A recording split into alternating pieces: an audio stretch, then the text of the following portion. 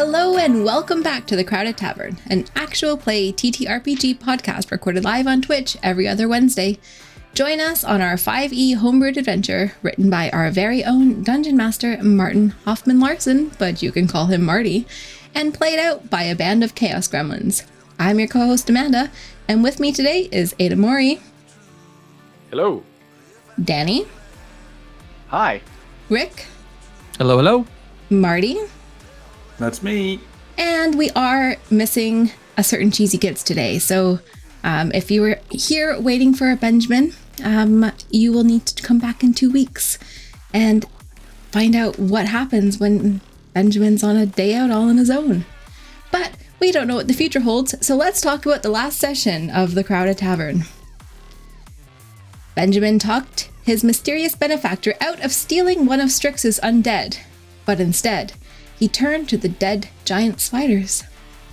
Arlene, Auburn, and Neza guide the camp of survivors to the new camp by fresh water. Neza updates Auburn about the goblin camp she plans to meet the next day. But good news, no zombie spiders were raised by any mysterious people. Benjamin tells the rest of the gang all about his mystery man. Strix is very concerned about Otis's origins. Is Otis a demon?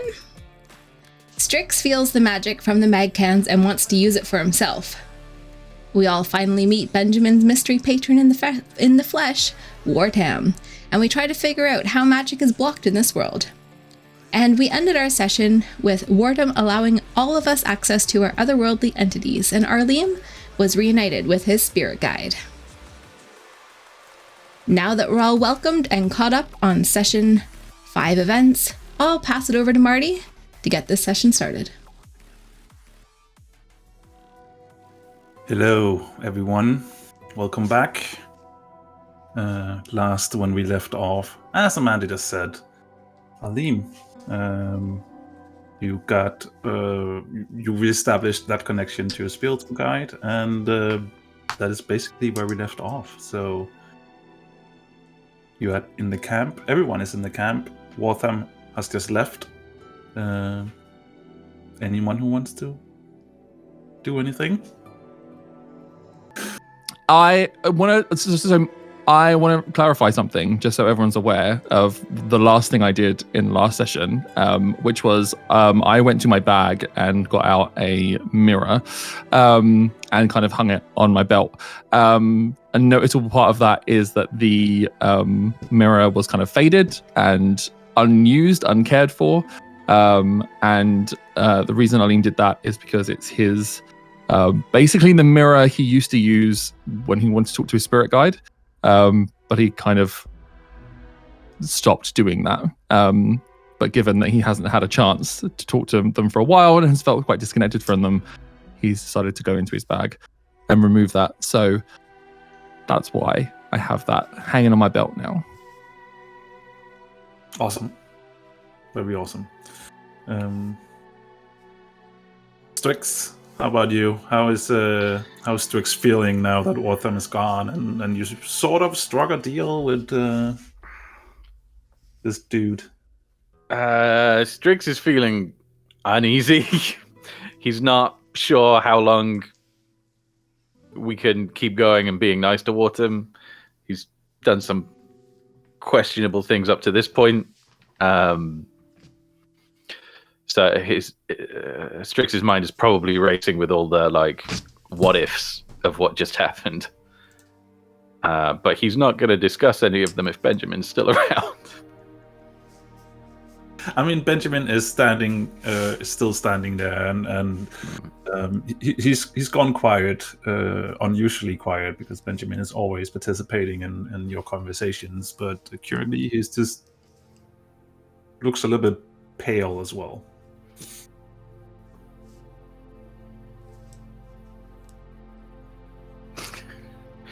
Damn it, I want to roleplay with Benjamin now, but Benjamin, why don't you go lie down? It might be good for you to have some kind of break after everything that just happened. I think that's a good idea. I don't really feel too well. Let me see. Benjamin just in his own thoughts, just walking towards his small tent that he has made, and he crawls inside. I hope he's going to be all right. Me too. He's a child. He'll bounce back. He's fine. It's an awful lot to take in, though. Even for a child, especially for a child, even for a child, it's a lot to bounce back from. You say that he's the one who's been conversing with this person for days now. This isn't new to him. Yeah, this thing, Wortam, he's really keeping me out. It's bad. He's giving me like predatory feelings. Same. Yeah, I find him really weird and creepy as well. And as Strix says that, he'll reach a talon into his feathers and pull out a handful of live worms that are sort of wriggling all over the place and just take a big bite out of them. Ew.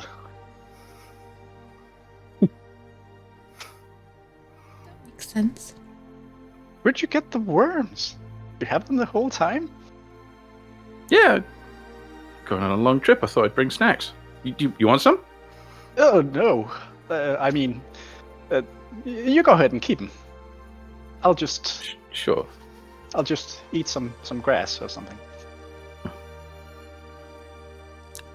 I don't want any either. I'm just putting that out there. Okay. If we have to state, I'm passing also on the worms. I Just don't want really the worm. making this clear. No worms for the Yeah. rest of us, but like you do you, Strix. Okay, more for me. More for you. As you're, yeah. So no, go. As you're standing there talking about worms, Lyrae is. Alim, you notice that Lyrae is walking up towards your lot. How does she look? Do a perception check, perhaps, or an insight check. Sorry, perhaps. Sure thing. 20. Dirty. She actually looks kind of worried. Has like a worried expression on her face. Oh, okay. I was going to be under the impression that she would be relatively happy, given at least our good news. So I kind of meet her gaze originally with like quite a big smile, and then I change when I realize that she doesn't look okay. And I'm like, are you okay? What's up? I'm fine, but we have a small issue down with some of one of the civilians. I don't know, because I don't have access to the powers that I normally have, and I don't know if maybe any of you can help out, because we have a person that seems like she's quite ill. Yeah, we can help. Sure. Did you say you don't have access to your powers still? No. Don't think so. Yeah, me neither. Cool. Let's go and see what we can do. And she shows you the way through, this camp that is slowly starting to be built up, and eventually you get to like a small camp area where you quickly notice that there is there's a female elf there. Lying on the floor, and she has quite the stomach, and you realize that she might be pregnant. There's a pregnant person that came through on this expedition. Yeah, I mean, I don't think anyone thought that anything would go wrong. They probably just wanted to, raise the kid on a foreign planet or something. I don't know. I thought this was an expedition. I kind of just slowly turn and like look at Neza, like, what is going on? And Neza, I just have this like horrified look on my face, like this wasn't part of the manual. I mean, it was just to take a step back. It was an expedition, but it was also part of a colonization. That's why all the civilians are here. Right, okay. Still, I don't know if pregnant woman is the best thing to bring. Mm-mm. It's fine. this is the situation we're in. Does anyone here know how to bring a child into the world? I mean, she's not due yet, but she's in pain, and you can see that the pregnant woman is she's hurt somehow. We're not quite sure. You cannot see like your specific reason why. I asked her, I'm like, is everything okay? What's up? Why are you in pain? I don't know. It just started. I mean, I don't know. I did take quite some. It was a rough landing.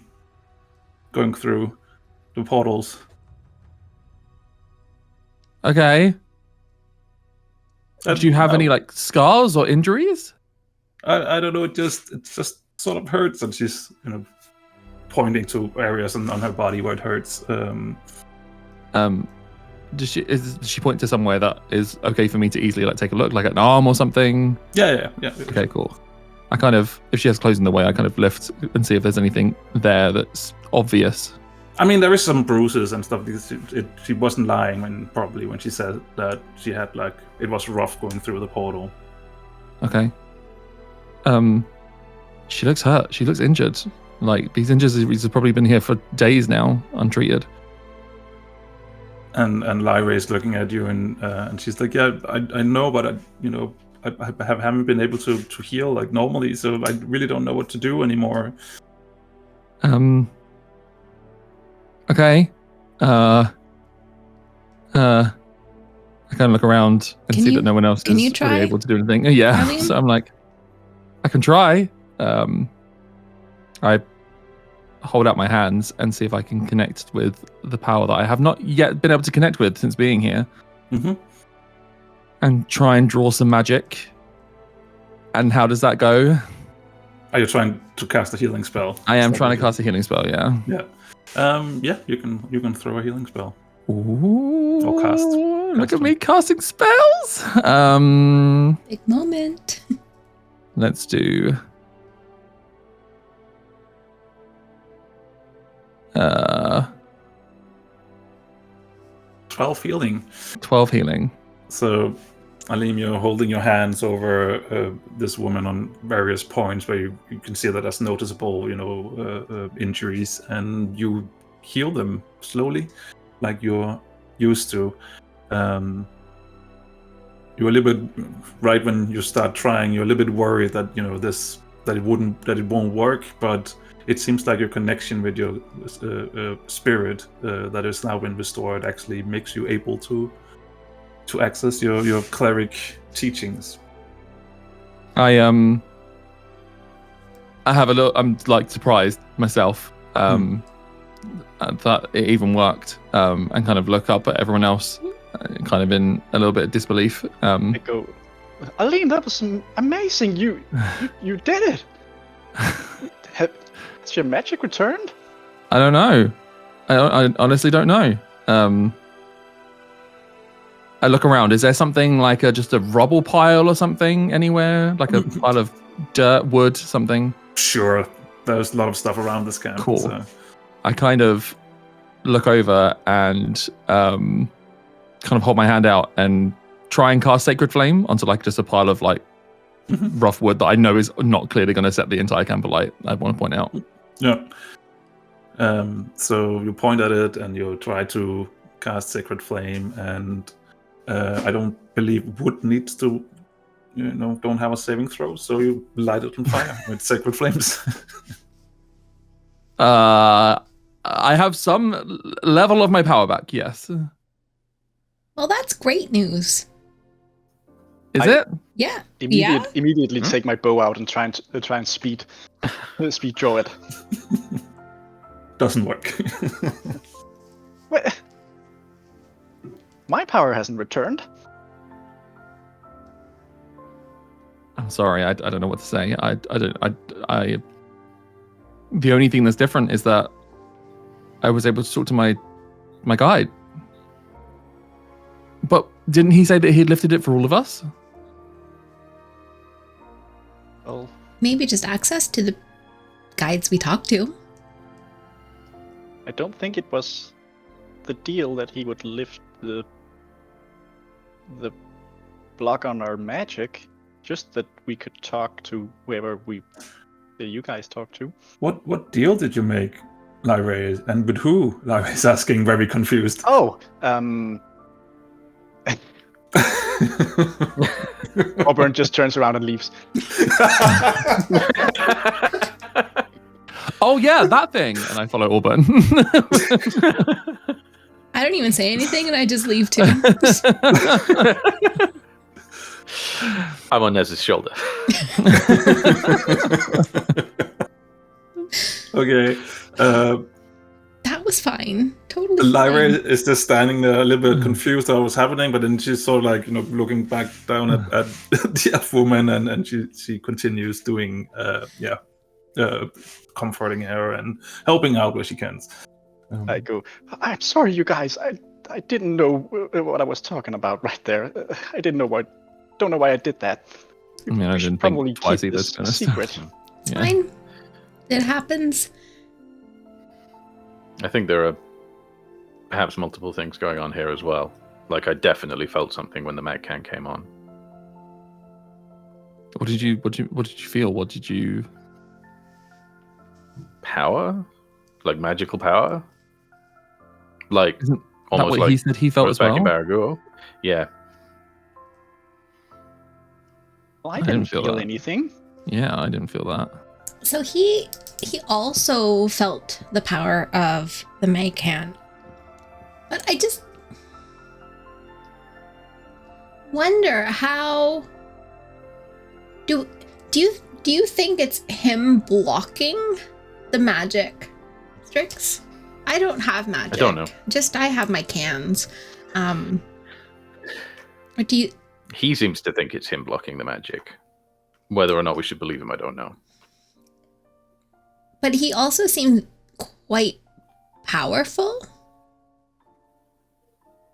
Maybe. I mean, so he says. So he says.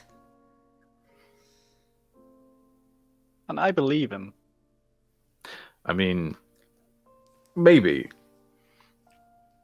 But if a bunch of strange people showed up on my planet and started doing shit I wasn't approving of, I might make out I was quite powerful too. Doesn't necessarily mean I am. Like, maybe I am, maybe I'm not. But I want them to think I am. Mm. It's true. Okay.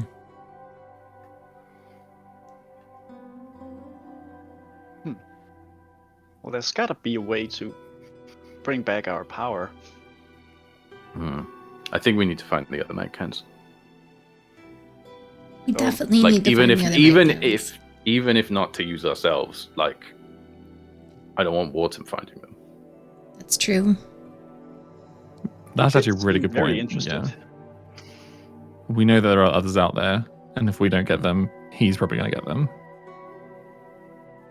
Well, the big red thing with wings might have taken some of them. You think he could And then there are get even back more, from and we them? don't know where they are. I mean, I think we're gonna have to try. You Definitely. make a really good point, actually. Why was that thing attracted to the MagCans? There was loads of things there. Why was it attracted to the MagCans? Maybe it didn't know there were MagCans in there. Maybe it was just interested in the wagon. We don't know that the MagCans were in that specific vehicle, because there's others that there's another one that's not Yeah, there's another accounted one for, right? I think there's One one we that we haven't never found. found. Yeah. And also, some of the trolls got to the bus we did find before us. They might have some too. True. Does Nessa still have the inventory? Because she went through the whole inventory before they left. I mean, I'm just asking, Amanda. It's not in your documents or anything. I'm just asking you if you think Nessa would have kept it around. She absolutely would have. Yeah, because then she could potentially look up inventory for every card. That's a really good point. But we still have to know which card landed where. Mm-hmm. We know which ones the trolls found because we know what was in that one, so we can cross-reference it with the inventory. I will. Would it be on my tablet or would it have been paper? That's the question. That is the question. And the answer is probably it was on the tablet. I feel like it wouldn't have been paper. Yeah, I would think it wouldn't necessarily. Why waste paper? That's like such Why a waste of money. paper? So I have access to the entire inventory list, but it's on my tablet, which is dead. And you'd need to charge it with a MagCan. Exactly. How much of a MagCan does it take to charge a tablet? Not that much. Not that much, but we risk like attracting certain people, things that want that magic. Well, so if you're going to do it, the time's to do it's right now, because Wortam was just here anyway. That's true. But we struck a deal with him, right? So Exactly. Okay. Let's do it. Okay. how Well, long does it take hold a on. MagCan to charge? Sorry, your tablet to charge from the MagCan. I assumed that long. I feel like it's like a supercharger, but I'm sure Marty will tell us any different. I mean, Nessa has a power converter thingy that that you salvaged, so she could set it so it charges fairly quickly. I would say. Okay. Let's go do it. I'm just walking over to the little laboratory and hooking my tablet up to one of the MagCans. Right. Marty, while she does that, Auburn is going to go off just outside camp and try to do some training. Try to train himself to pull his bow faster. Okay. Yeah. And just do some regular workout to get some of that nervous energy out. Okay. So, yeah, he does. Auburn does that, and if you can just roll me like a few, like 3 athletics checks, perhaps either 3? athletics or the other one. Can it be acrobatics? Yeah. It could be acrobatics. 3 of them. Yeah, just roll 3. The first one is a 17. Yeah. Then a natural 20 for 27. Right. And then a 5 plus 7, so that's 12. Okay. Thank you. Nessa, you're charging the tablet, and is she going to just, now that she's actually at it, is she going to charge it all the way to 100%? Yes. Okay.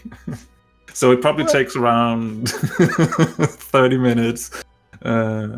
She adjusts the converter so it charges a little bit faster, so she can probably do it in 30 minutes. As she's doing this, as this is going on, Strix, you can definitely feel that delicious magic coming from the MagCan.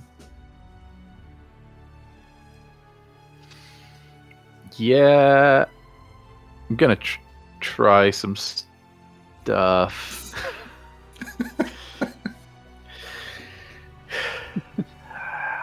Just Okay. one hit, man. Just one.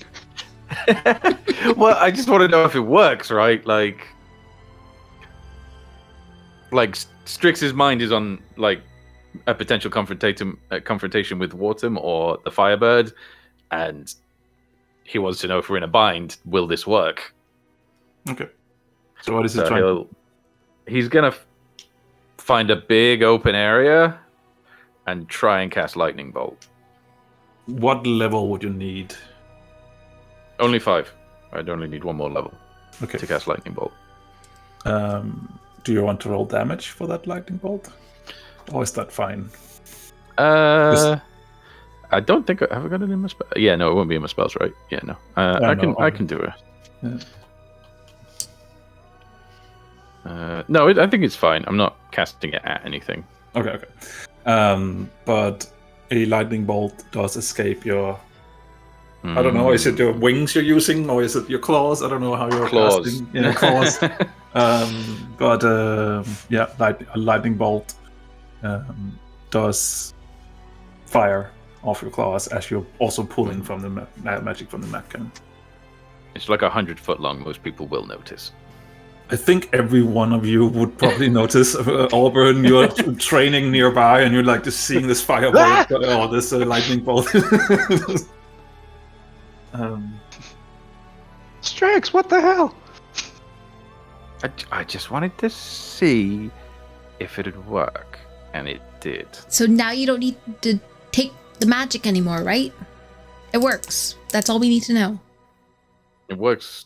Okay. When you're done, I'll try again, but I think it'll only work while it's on. You have something less destructive? Less terrifying for this camp of people? I can't remember. You said Like the entire forest? I don't think I let me check my full spell book, but not at that level anyway.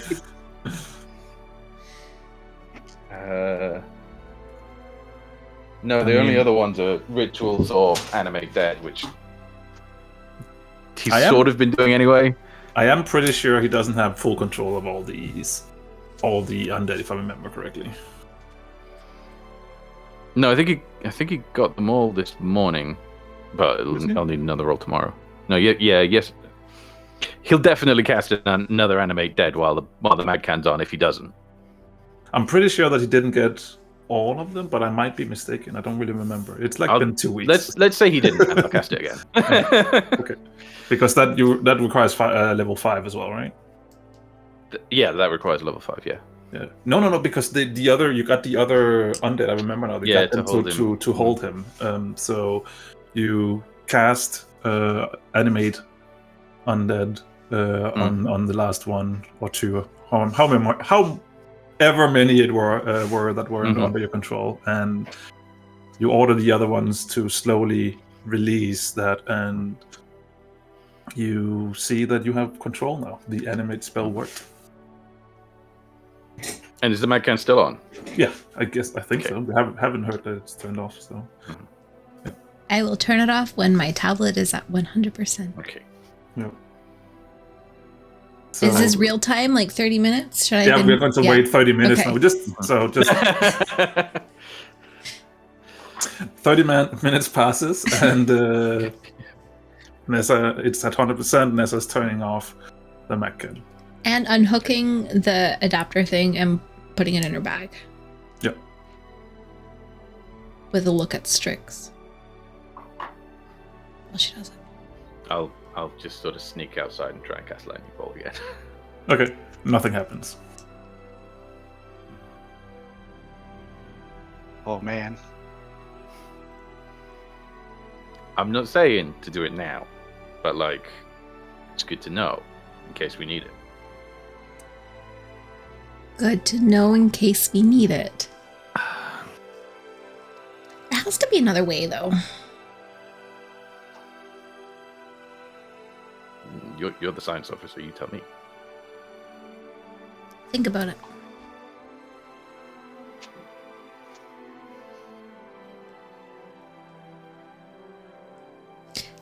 Anyways, let's look at this inventory list. So, on my full tablet. We open it up. So you're opening up the inventory list and you're looking specifically for the MagCans, and you see that there's 3 equipment wagons that went through. Those were the first ones that went through. You found one wagon that had 3 MagCans, 1 empty and 2 full ones. So you have 3 of those. The other one has 3, and the third one has 4.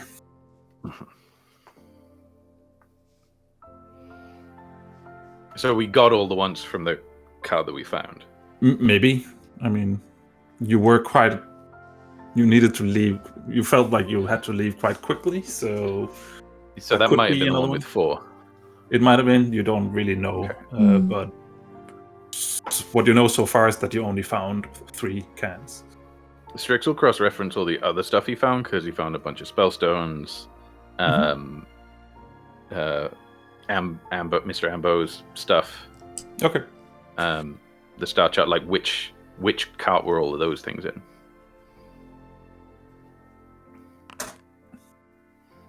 It was in the one with 3. Okay. According to the dice. Randomly determined. So there were 2 wagons that had 3? 2 with 3, 1 with 4. Because that was 10 in total. So we don't with know exception. which one of the 3s it was? Right, okay. You just know that one of the 3s you found. There's one left for 4 and one left for 3. Hopefully that creature took the one with 3, leaving us with 4 to still find and use. Will it be enough with only 7 MagCans? Sure, it doesn't take all of them to get us home. How many does it take?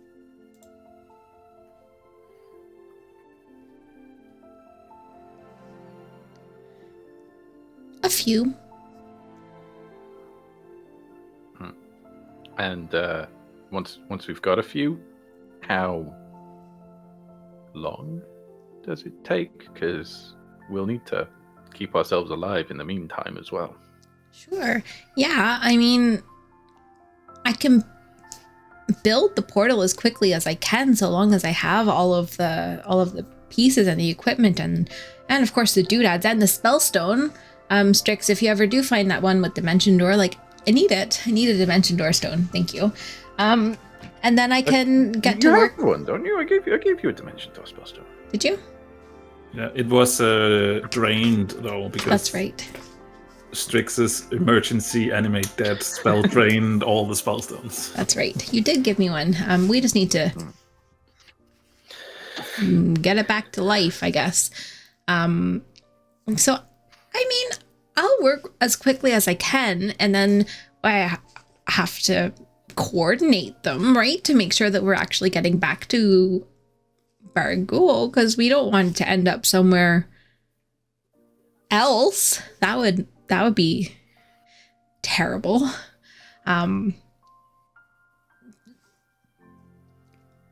Foreshadowing for season 2. I mean,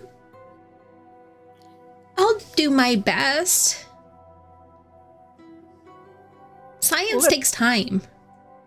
Well, let's just focus on getting the MagCans first, then. We can do that.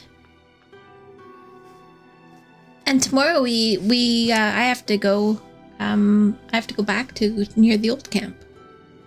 We have to go. Yes. Oh.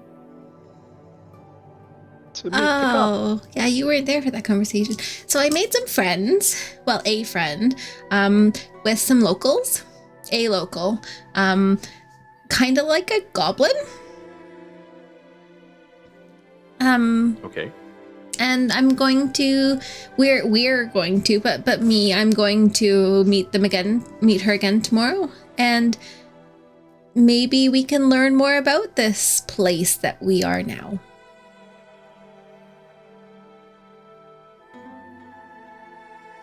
That sounds really good. Good. Yeah. We should definitely do that. We should They definitely do that. they sound friendly for once. Well, she didn't try to kill me, so that's a step in the right direction. Yep. Yep. You're we should be prepared just in case it's some kind of trap, though. prepared. How? We should have everything and everyone with us that we might want to have with us if it were to turn out to be a trap. It's only the 4 of us going?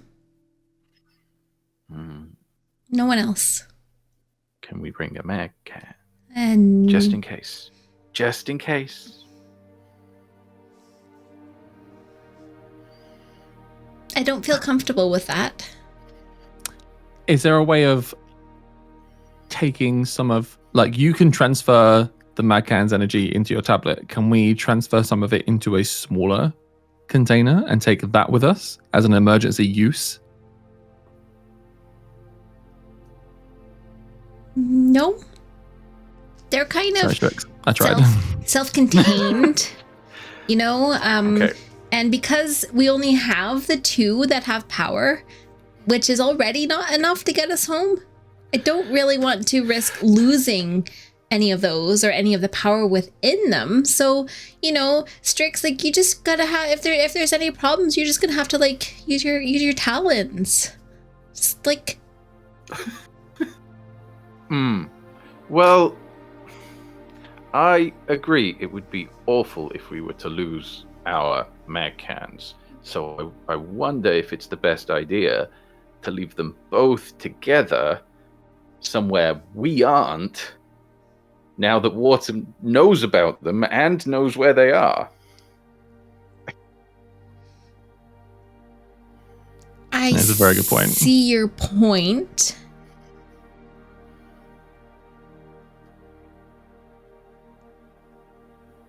Well, not to take anyone's side here, but if it is a trap and we're walking into a small army of goblins, it would be great to not be without that power if we need it. I mean, we can't go back to Bargo if we're dead. Also, is this a spend money to make money situation? Like, we need the MagCans to get the other MagCans. Otherwise, we stick with 2 MagCans, which is still not enough to get home.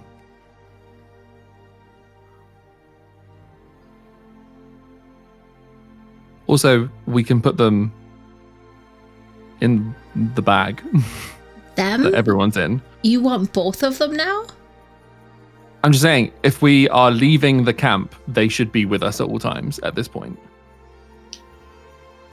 We can split them up. We can put one in the bag Hang- and one in the hole, and 2 different people can carry them. Yeah. So say we find the other MagCans, and we're already carrying heavy MagCans. We want to get the other ones home. We want to get them back here.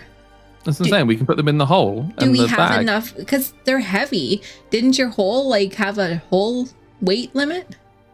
The bag has a weight limit. The hole will carry as much as will fit in it.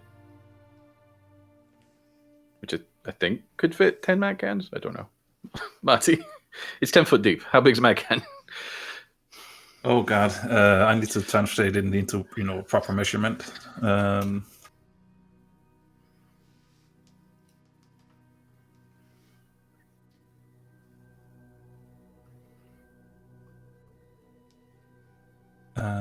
So it's 10 feet deep. How wide? 6 foot diameter, I think. Okay. Off the top of my head. Yeah, I would say that you could have. Let's see.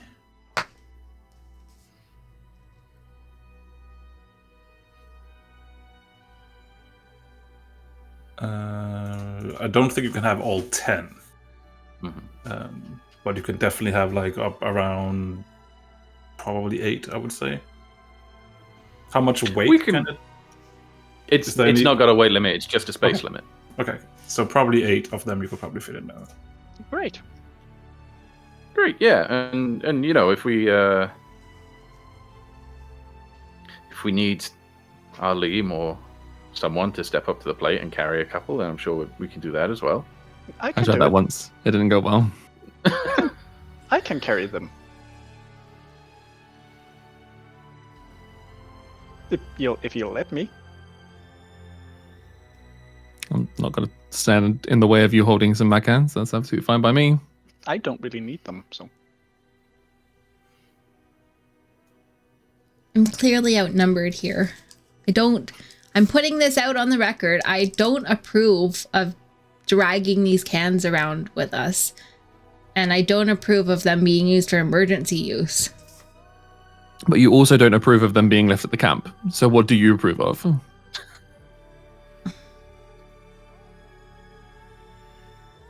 In Neza, you can see into the camp that Thrak is running around, pointing and shouting orders and making sure people are doing things. Well, we could leave him the Thrak.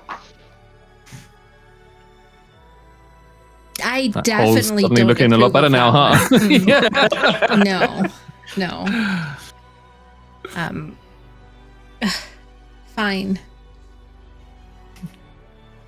We can take them. But I'm carrying the regulator, and that's that. Oh, okay. All right. Hand this in my bag.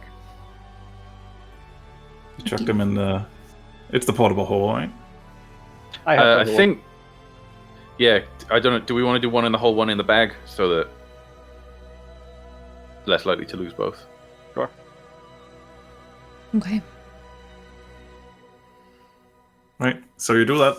You put them away, and they're now safely stored in all your different hand luggage, I guess.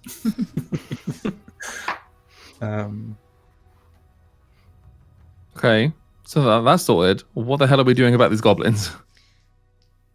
Going to sleep so that we're fresh as daisies tomorrow when we go and see them. So that's the plan. Just go and see them. I have to take them something. I haven't decided what yet. That's what I'm gonna do. Okay. Okay. But yeah, Like a gift? yeah, like a gift. Like what else do you want to talk about? Just don't give them anything we need. Oh, I would not give them anything we need. Don't you worry. So if you want to have gift ideas, that's definitely something like or like something that makes a light, something that you could use, like sort of like a flashlight sort of type deal, or something with a light spell, for instance. So that's definitely a few of those. Where you could take one of them, maybe. Yes, let's do that. Right. All right. Anyone else doing anything with the rest of the day? I'm gonna go around camp and see if anyone needs healing. Or Right. looking after. Sure. I mean, yeah, you can do that. There's definitely some people who still needs a little bit of healing, so you can probably spend the rest of the afternoon just making sure everyone is fit and fully healed. Lovely. Auburn goes back to working out and Yeah. reading. Right. When do you get the extra attack? Is that level 5? That's 5. Yeah. Right. Okay. So, with those rolls you made earlier, I would say that you do manage to train yourself up to level 5 so you can get that extra attack in. Just because I'm a nice DM sometimes too, you know? I love you.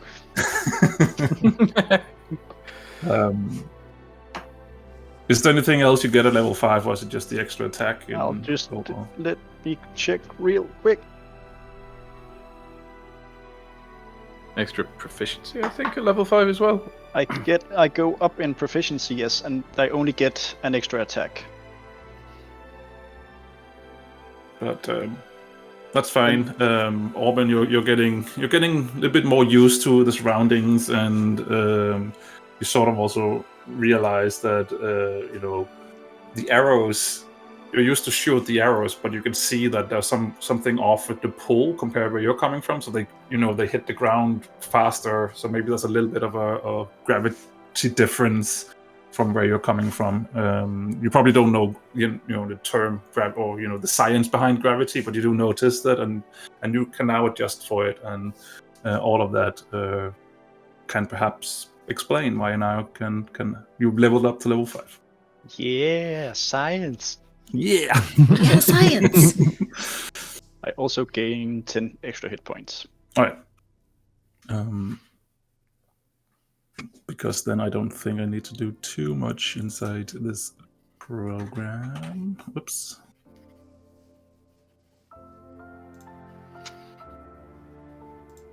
There. All right. Anyone else? Or is that it? Strix will probably spend the rest of the day with one of his books, brushing up on his goblin, the language. Okay. Yeah. Yeah, you can do that. So with that, we'll just do a small time jump to the next day, and you are heading out. Are you actually informing Thrak that you're heading out, or are you just being like, we're doing our thing in the evening? Neza will Okay. tell him. So, do you want to have a conversation, or are you just informing him and then we are moving? She will inform him, just tell him, and then say, like, keep an eye on Benjamin. Don't let him do anything weird. Oh yeah, I mean, I'm pretty sure the wee lad can help building some of all the stuff we need building. He has already helped somebody, you know, earlier with that. So don't worry, I'll make him. Make sure he's busy. Perfect. Keep him and safe. Keep him away from mushrooms. Keep him away from things. Full stop. Keep him busy. Keep him busy. Mm-hmm. Lock the tent. Look. No. We don't want to lock the tent. Don't you worry. We'll keep an eye on him. Perfect. Thanks. You're welcome. We'll be back later. Do you even want to ask what you're doing? No. Won't ask, don't tell. Yeah. Can I just quickly check out a character, actually? Is the plan that we just go see the goblins and come back? And then look for the MagCans later? Or are we going, speaking to the goblins, then look for MagCans before we come back? I don't What are know. you asking? Could do it all. I say we play it by ear, go see the goblins and see how that plays out, and then decide whether or not we want to go and look for extra MagCans. So long as we're still alive, we could absolutely keep looking for MagCans. So you agree there's a potential of death in this plan? No. I just think that everything here is trying to kill us, so it's better to be on the side of, like, expecting something to try, even though they didn't try the first time, and that makes me feel better. Do you still want to go with the part where you go in alone and we just watch you? Yeah. All Exactly. right.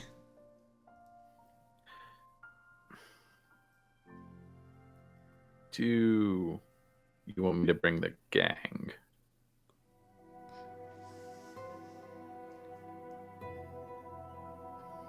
I think they should stay in their hole. I have the hole. They're Oh, like the other in the ground No, hole yeah. with their safety lid.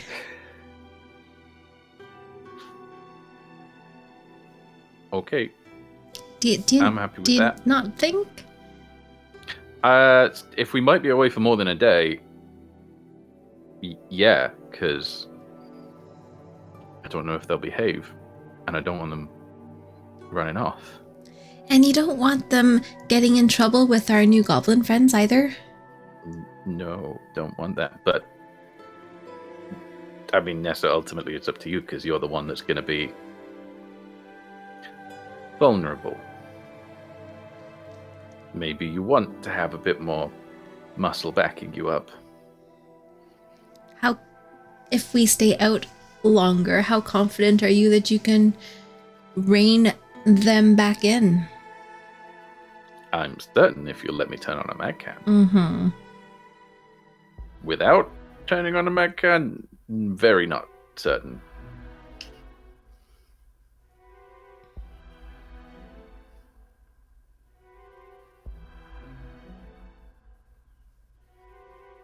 We should go. Okay. So you're leaving the undead. Yeah. Yep. Little word to Thrak. If anybody comes trying to do anything weird with them, don't let them, whoever it is, especially if it's Benjamin. Don't think anyone wants to go near those. Especially if it's Otis. Otis? Who's Otis? It's Benjamin's little pet. Definitely not a demon.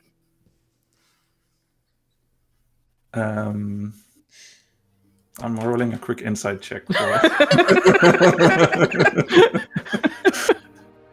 Oh, poor Thrak. for Thrak.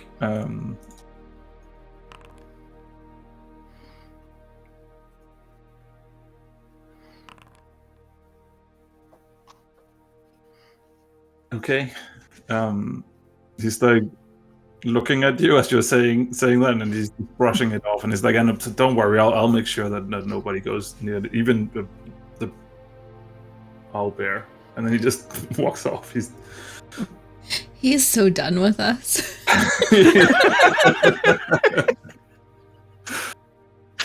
Who are these people? All right. So you are then, if everyone is done, then you are heading back to your old campsite.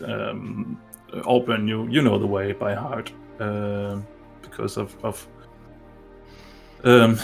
your species. Yeah, your outlander, your background. So you lead everyone back to the campsite. If I can get Neza to just do a quick survival check to make sure that she can find the way back to where she met the goblin. 16. 16. Okay. So you make it back to the camp area, and Nessa, you quickly notice where you quickly realize where you are, and you start walking in that direction that you Just felt like. quickly while we're at the camp area, is Strix's pile of bodies still there? Yeah.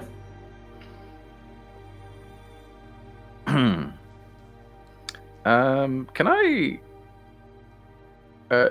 just quickly borrow my hole back for a second? There, Auburn. Why? Just want to put a quick contingency in place, just in case. Just in case. You're not gonna use the MagCan, are you, Strix? No. Definitely not. Promise. But what do you need it for? I just want to put some things in it. I don't want to take anything out. Which things? Those things. Point at the pile of bodies. Just in case.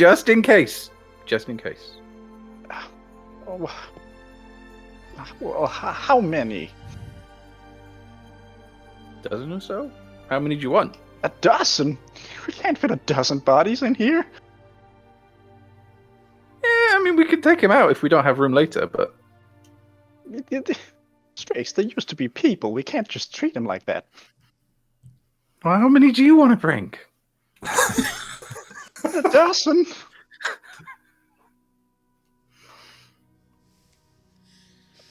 I'd rather not bring anyone, but do you really think it's necessary? I really hope it's not necessary, but I'm not sure. Have they started to smell yet? I mean, they've been there for a few days, so most likely, yeah. This one pooped itself. That one really stinks.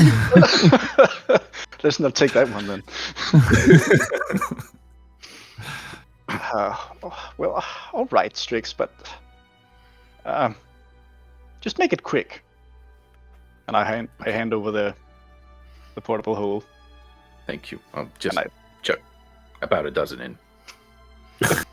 Quickly. Corpses. You said that so quickly, but in reality, what that looks like is a huge bird picking up dead corpses off the ground of a forest and shoving it into a dimensional hole. And we're just sitting here like, cool. Honestly, I don't think he's got the strength to pick them up. I think he'll put the hole next to the pile and just start kind of kicking them off the top. Nudge these corpses into the hole. These stinking, rotting corpses. Seeing this, onto the MagCan. seeing this, Auburn is going to help. but he's Auburn is going to say, "All right, listen. If we don't need them, all right, Strix, then we bury them. Okay? Okay. Probably. Back at base with real graves and everything. And even if we do need them, we still bury them. Because this is kind of fucked up, Strix." Here's the thing about that.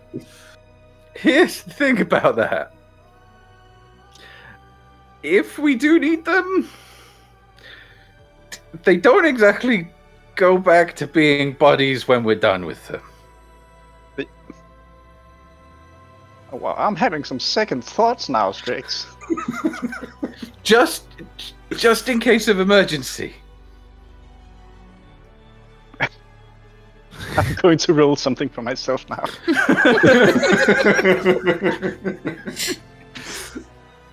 All right. Auburn just goes, man, I really hope we don't have to use them. I don't like this Me one too. bit. So I help him put the corpses in. So you get eventually you manage to get the dozen corpses into the portable hole. I lean over to Arlene at one point. This is kind of fucked up, isn't it?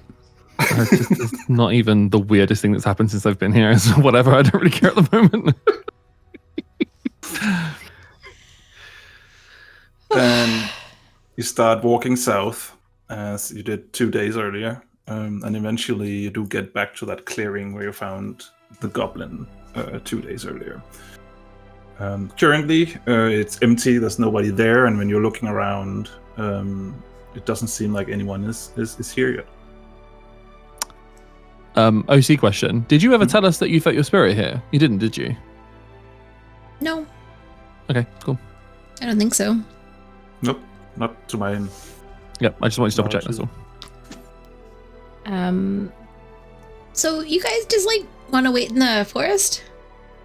No. Well, the deal is, we still have to be able to see you. Yeah, that's fine. Just don't let them see you. It's pretty thick. I managed to hide here without either of them noticing me last time, so. And I'll put So- up my elven cloak, so I get advantage on stealth. I will retake the position I had last time I was here, because that seemed to be pretty good. Can I fit Strix within my cloak like a little like you know when you have babies on the front, you can peek out.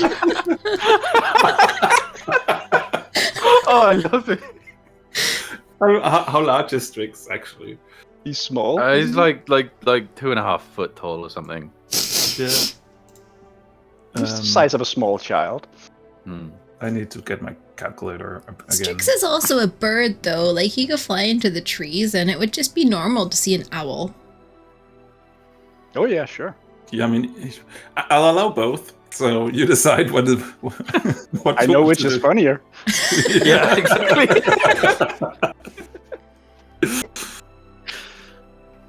And honestly, I think Strix would it makes sense for us to kind of stick together, at least somewhat. All right. I don't know if anybody else speaks Goblin, but So Strix is you are under Auburn's cloak, looking out as well. All right, so I'm just gonna sit cross-legged with my little light source in the middle of the clearing. all right, Do we roll for stealth, DM? yeah, sure, do that. Are So we all what's near that? each I other? roll- Are we I all mean, we could relatively be right near next each to you other? if we're invisible, right? Or whatever. Well, Cloak. the Elven Cloak doesn't make us invisible, it just makes us really hard to see. It's like camouflage, basically. Yeah. I have advantage on stealth, and I got 23, but if anyone tries to see me, they also have disadvantage to see me. So do I get advantage as well then? I would say so, yeah. At 10. Okie dokie. I am very average at attempting to be. Oh, nat 20. Nice. And what did Auburn roll? 23. 23. Okay. So Auburn and Strix, you're definitely hidden. Nobody is going to see you. It seems like. Just one with the foliage. Yeah. I am going to cast Silence on our area. Oh. So I'll do it in a radius that means that we're on the edge of it and it goes kind of into the forest rather than into the clearing. So we've got a bit of wiggle room. That means we can't hear too, right?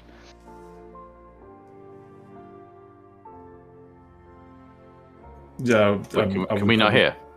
For 10 minutes, you cannot hear anything. No. Oh, God damn it. Inside that square circle. Oh wait, that's not a great idea. Oh god, I'm dead! You can stick your head out of it. Sure. What, so we're like right on the edge of the circle and we just sort Yeah, of I lean just in? cast it so that we're on the edge of the circle, so we can kind of like edge out of it, but we would make no noise. No one would actually hear us. For Can 10 we minutes. do that, DM? Sure. I'm fine with that. Strix will extend his neck across the edge of the circle. Great. All right. Peak Alright. D&D. 10 minutes goes by until the spell then fades. Still no goblins. Oh, well, that was useless. Now I just have a neck ache. It becomes noon.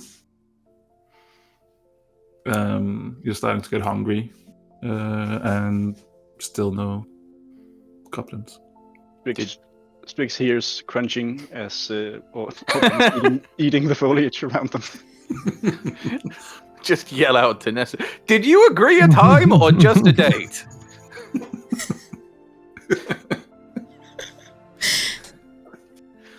2 days. 2 days. Well, this is that day, isn't it? Yeah.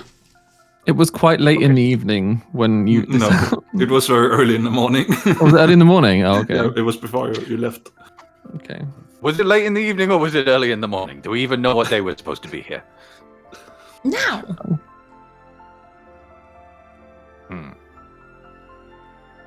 I'll get up and walk towards the edge of the clearing where Orr had left.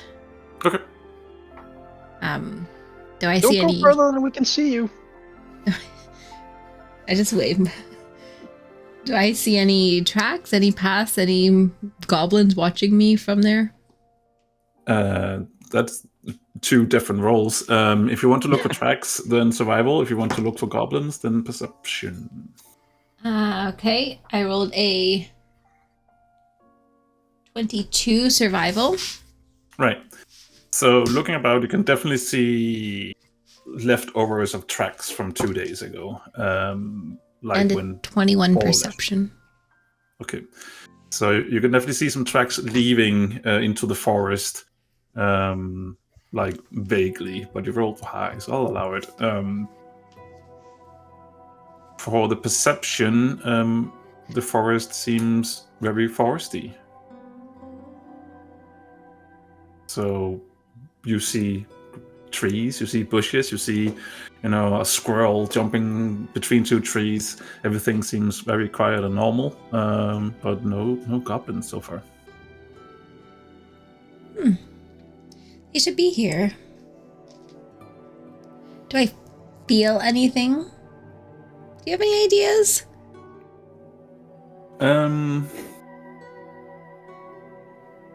So you feel the presence, but there is like there's no. You don't get a sense of direction. You don't get a sense of, you know. You don't really get too much of a sense of going or doing anywhere. It basically just it's almost like the wind where you are is just as you're asking just getting still. So there's no wind moving at all for a few seconds, and then the wind picks up again like normal. I'm gonna go back in the center of the clearing and lie on my back and start playing with the light source that I've got. Just flicking it on and off and shining it around the trees.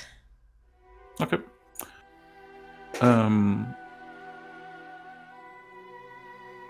I guess an hour probably goes by like this.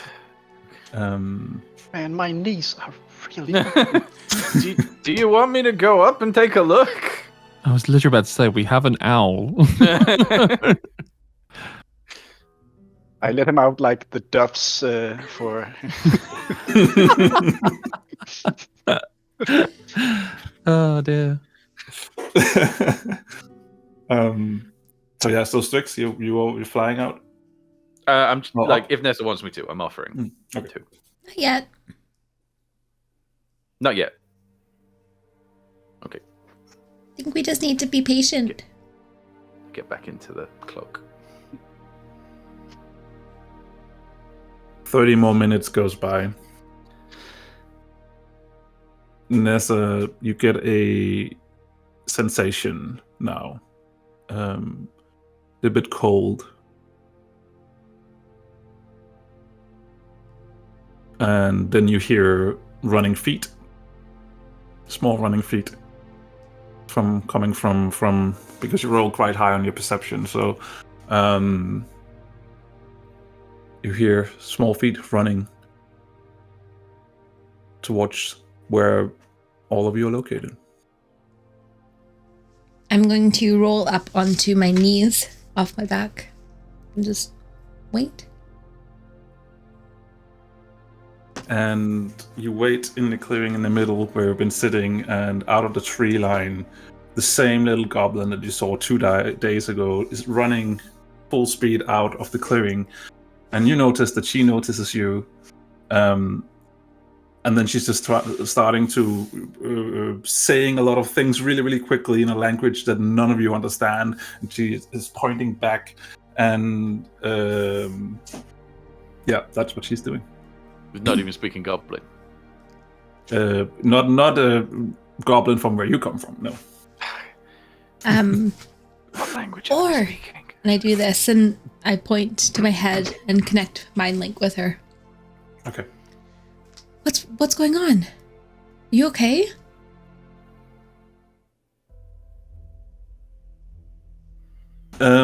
She looks at you, and you can see that now that you're looking.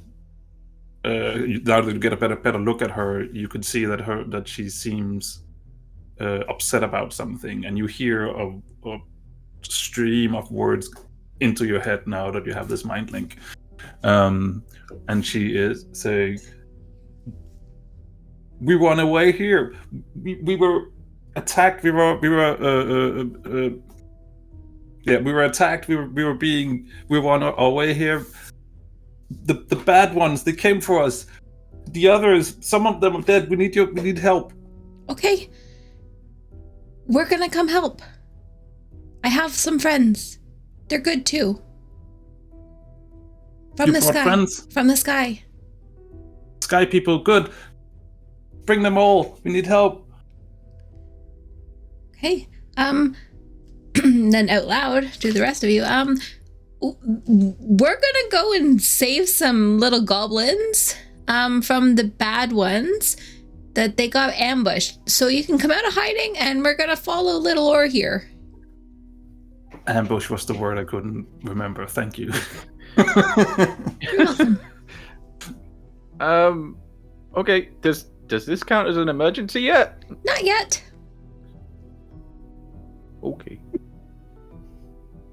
So you follow. Well, we come out of hiding, I guess, then. And you can see as all notices that Auburn is moving out between the trees. You can see that she gets surprised by it because she definitely didn't see you, but her eyes then dart over to Alim because she definitely saw him.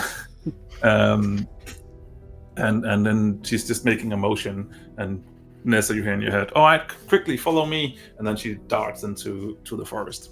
I run after her. All of you. I'm following. Everyone follows. Follow. You are all now chasing this goblin through the forest into an area of the forest you haven't been in before. And Nessa, you're just hearing like a constant stream of just worry from Orr, and you don't really need to roll for it because it just feels very genuine. It doesn't feel like she's trying to deceive you or anything. It seems like she's generally worried about whatever has transpired earlier. And you just keep hearing the bad ones came,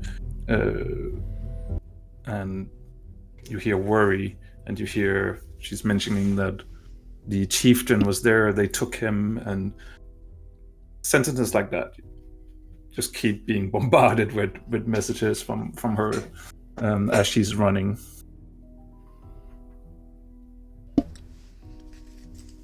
Okay. So just gonna keep following. All right.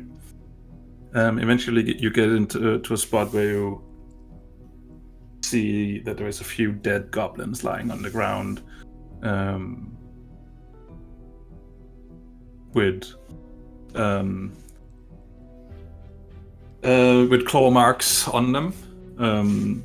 The rest of you also, everyone sees it. It's not like they're hidden or anything. That's clearly like something happened here. A few dead goblins lying around. There's some blood and Nessa, you hear in your head, this is what happened. They just came out of nowhere. They jumped us. Who are the bad ones? The bad ones. What they What do they look like? Are they were us, but now they're bad. they were you, but now they're bad? Yes.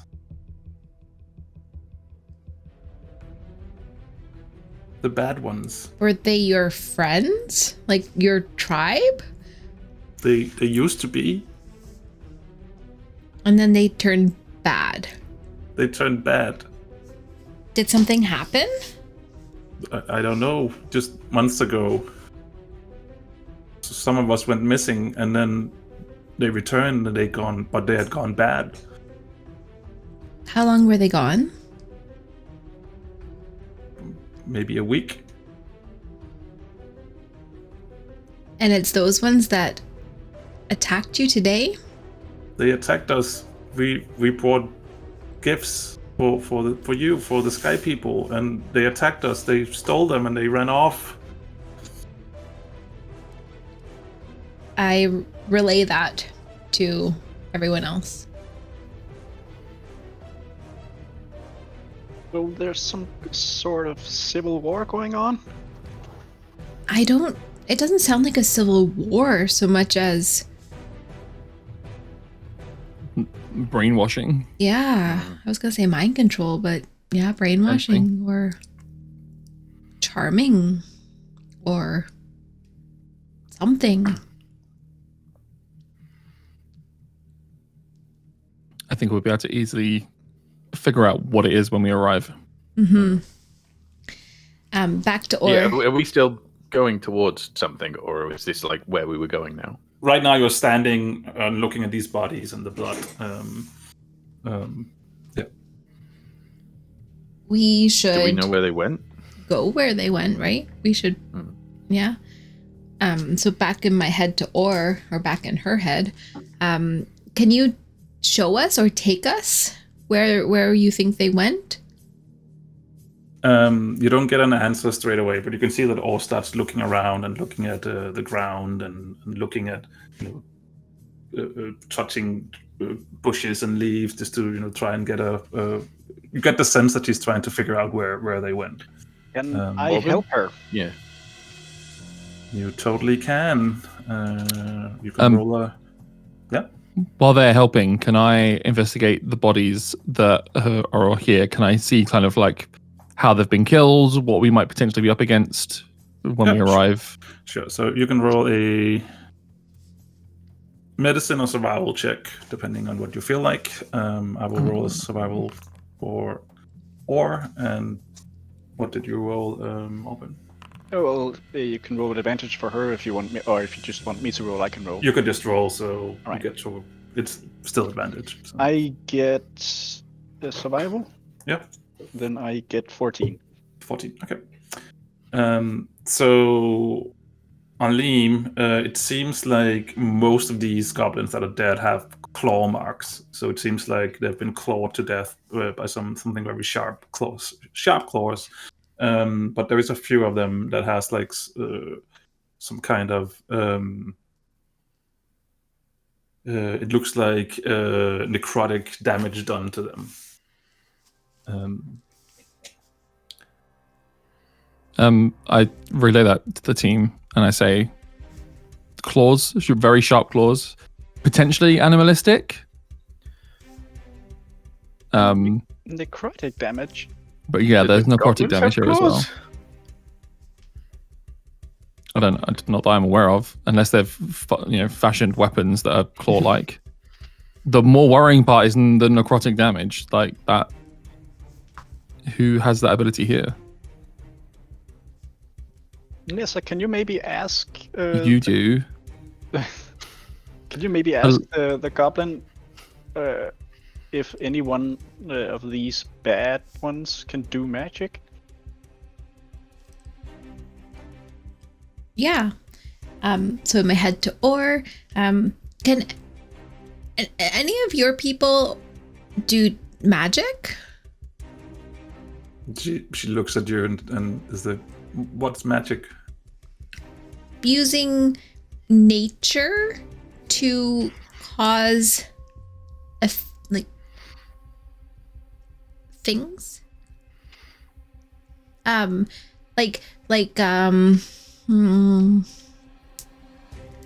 lightning coming out of your hands, or fire, or healing with your hands. Our people cannot, but bad ones changed. Maybe they can do stuff. Okay.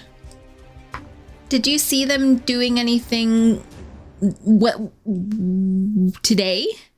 Not with their claws, but with something else? She points to the necrotic damage and she's like, he got hit by something.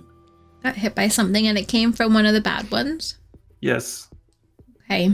So I tell everyone else that it's the bad ones, not the good ones. Can I cast Detect Magic and get an idea of what spell it was? Or at least like the level of the spell? You can roll an Arcana check, I suppose, and then let's see what you can figure out. For what it's worth as well, when we were talking to Wortam, he didn't know, the necrotic magic was new to him, and we know he's been here for a while. So, where the hell have they got necrotic magic from? A good point. I got a nat 1 for a total of 8. Yep. You can see that it's some kind of necrotic spell that has been cast, and that's probably about it.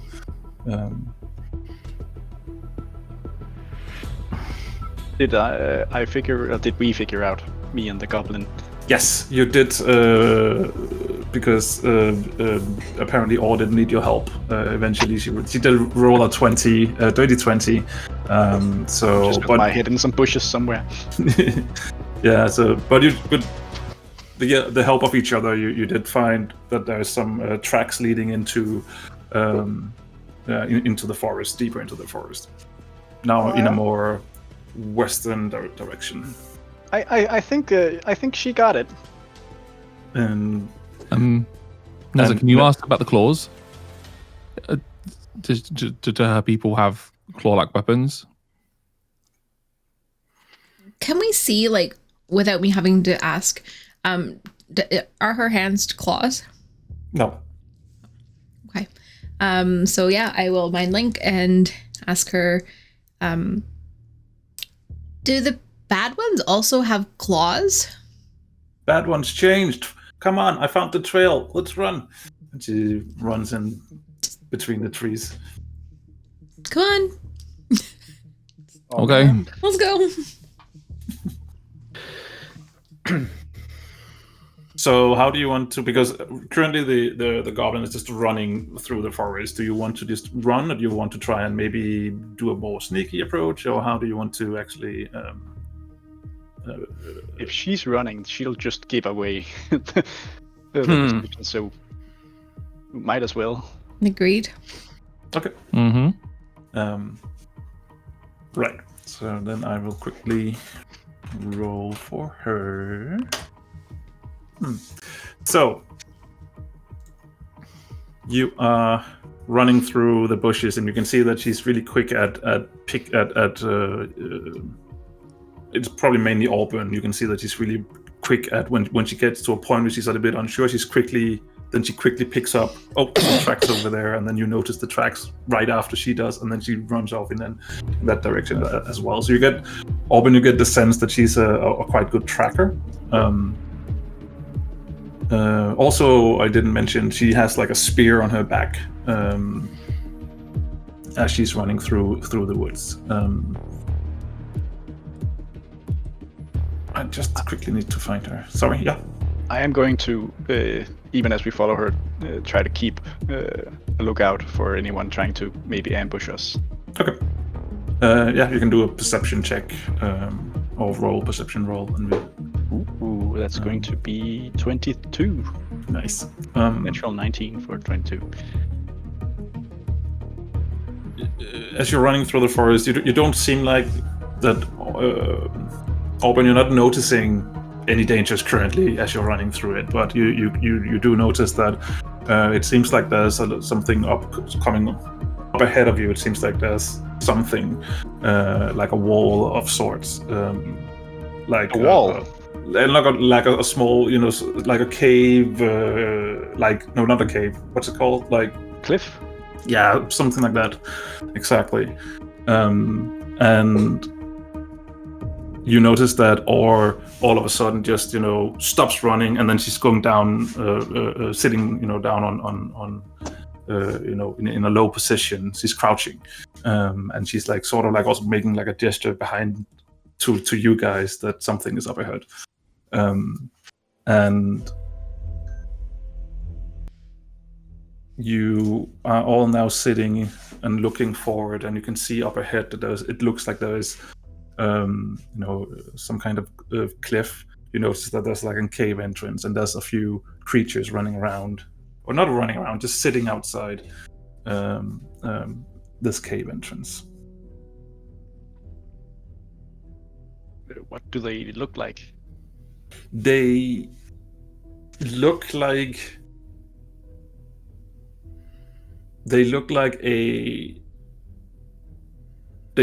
goblins, but you can see that they also twisted somehow.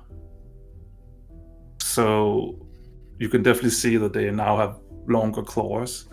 They have like instead of the normal two eyes, there's just one eye now.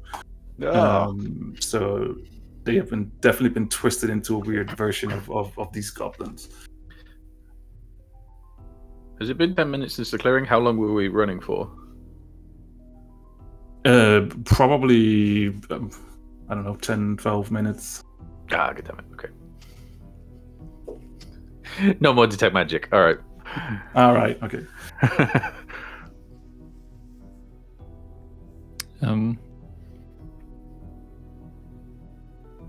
That's weird. What's the plan? Do we just try to lure them away? Do we attack them? Do you still have the mind link, Nessa? Mm-hmm. So you just hear she's always looking at you. She's looking back at them, and she points and bad ones. Those are the bad ones.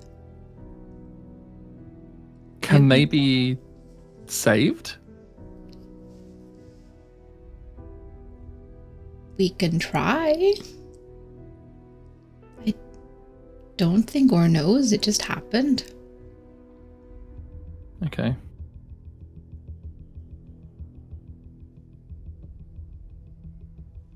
We don't have to kill them. We can lure them away. Yes.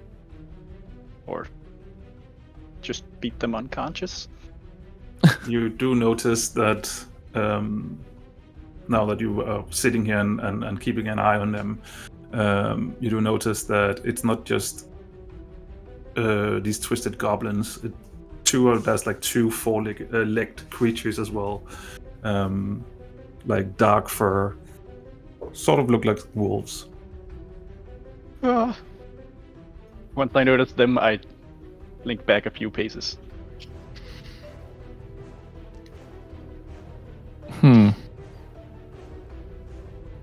Potentially what was crawling around the forest the other day when we were... Could have been. If someone's going to try and draw them off, it should be me. They won't get me. Is drawing off the right idea? I don't know. Well, maybe draw them off, then try and go in and collect the prisoners. Or maybe we'll just get surrounded once we're inside.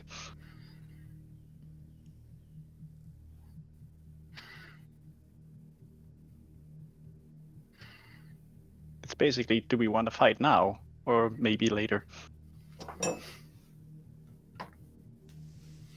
We maybe need to fight now? What if there's survivors inside from the ambush? Some of Or's people? Yeah, we need to act now, I feel. Mm-hmm. How many of them are there? There are 3 of these twisted goblins and 2 wolves. Can you ask Or if like she knows that there's going to be like any nearby? Is the bad ones camp nearby? Are they going to get quick reinforcements if we engage? I mean, they're sitting in front of a cave entrance. Still, that camp literally could be on the other side of the cave. I mean, they're sitting in front of it, and you can see that there is sort of like a campfire.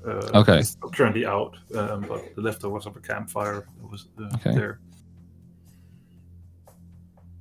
Okay, I think we need to take them out, find out what's inside, help what's ever in there.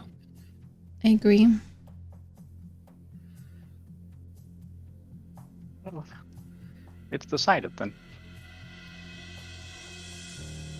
So you're going to attack? Can we do a sneak attack? Perhaps. You can try. But if you're going to attack, then I might as well bring up this map. Are we? Is it an emergency yet, Nessa? I knew you were going to ask me that.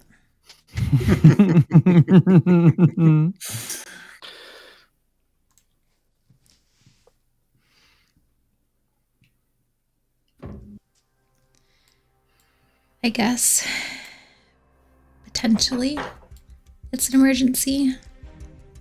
Maybe. How long will it take you to charge the spellstone? We need to do that anyway.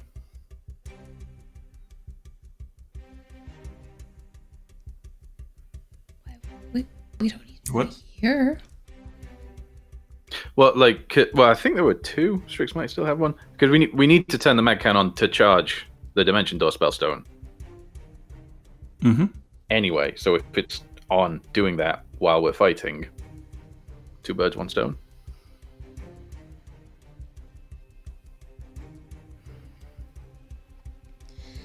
I open the... Do I have the bag? I think I have the bag. Open the bag and I reach in for the MagCan and I take out my regulator and I turn it on a little bit. Do any of the goblin-y creatures react to the magic? As you're turning it on, little 10 seconds goes by, and 2 of these twisted goblins are starting, looking around, almost like sniffing the air. Strix, I don't think you're the only one here that can feel this magic. I don't think so either. Do you want the guys, or should we just go? How much do you need this power? Depends how strong they are.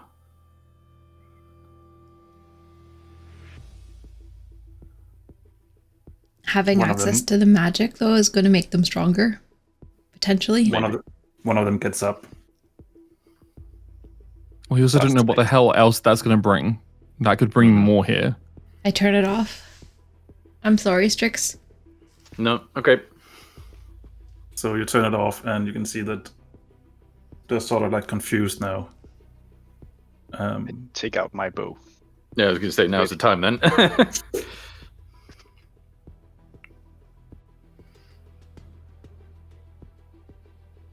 How far away are they?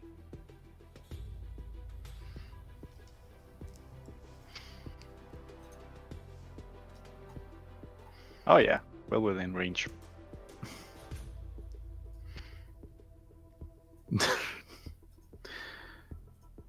So, what's the plan? I look at Neza and draw my bow. I nod. All right, then. Then I fire a grasping arrow at the first thing here. Can I just be on Nez's shoulder as we start combat as well? Mm-hmm. Sure. Oh, yeah, sorry, there we go. Thank You you. should be able to move now. Yeah. Just, sit next to her, yeah. So you get a sneak attack opportunity because they haven't seen you yet. So Auburn is going to definitely shoot. I roll with advantage, right? Then. Yeah, I'm just trying to plan out before combat sure. hits. If anyone else is doing something, because as soon as you have shot, then you're most likely, in combat. Yeah. Yeah. I got nothing at this range. Can I just move up here first? Yep. I'm just going to tell Or we're doing this.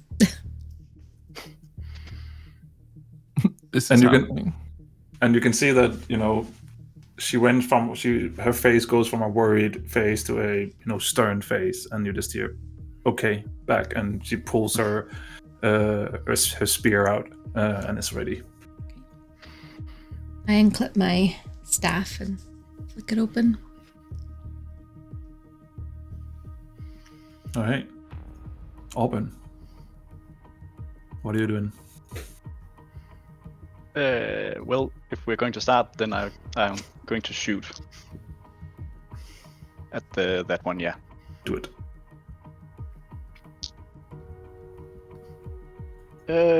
That is a 25 to hit. Would you be really mad if that misses? I'd be very surprised. It hits. And as it hits, I am going to do the grasping arrow. Okay. So it's going to take 2d6 extra damage. Okay. And if it moves even 1 foot, it takes another 2d6 damage. Okay. Its turn. So, first off, it takes 13 piercing damage. 13 piercing damage. And then it yes. takes 6 poison damage. And how much poison? 6. 6. Okay.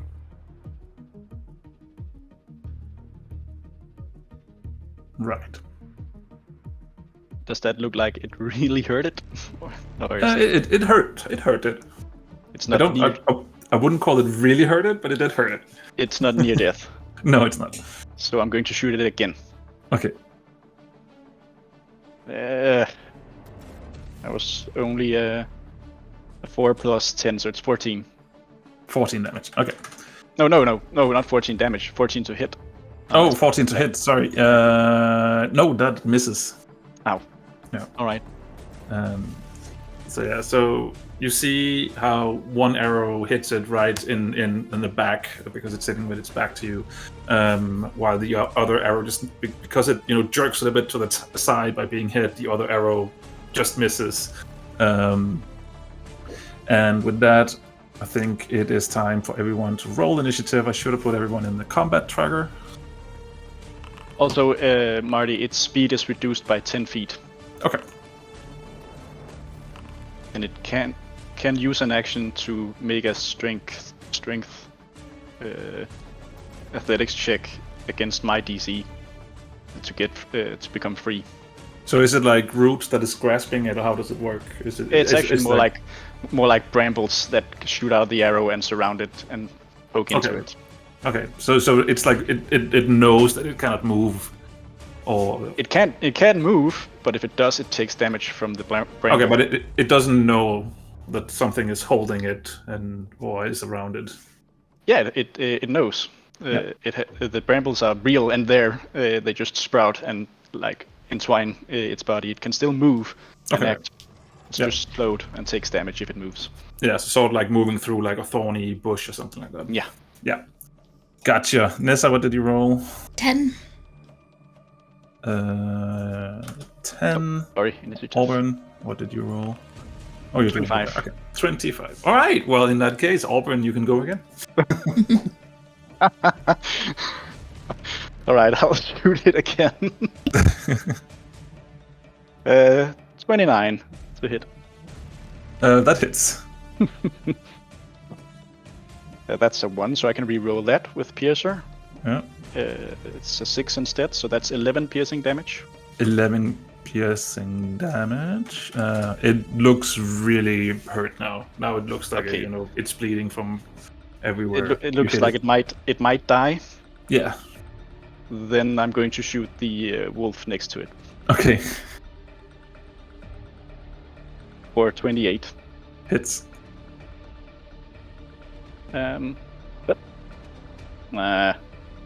That's 2, but I can't re-roll that one. I can only do it once, so that's 7 damage. 7 damage. Okay. So the wolf also looks. You can just hear, a noise from the wolf. That squeal when it gets hit. It's looking roughed up by that one arrow. Auburn looks a little bit full of regret. Less determined. Right. I just need to remember this. Right, okay. So next up it is Or and Alim on deck. So you see Or just running forward, her full movement.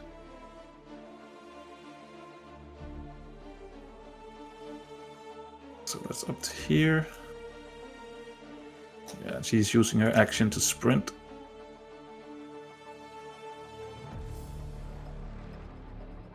And she's just charging up ahead, while just yelling something that none of you understand at these things.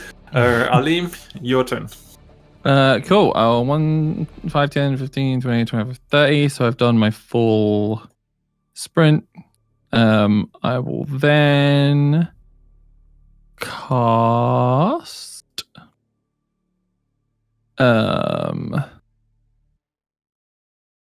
Are they still in range? They are, yeah. I then cast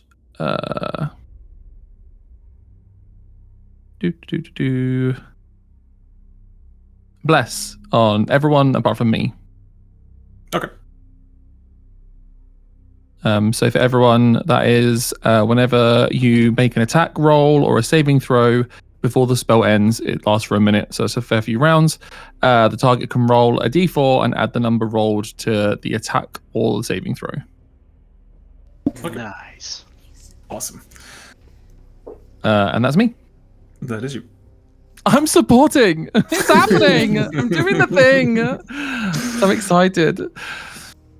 Then it is them, and they are turning around. I just quickly need to see if this thing actually has a range. It does.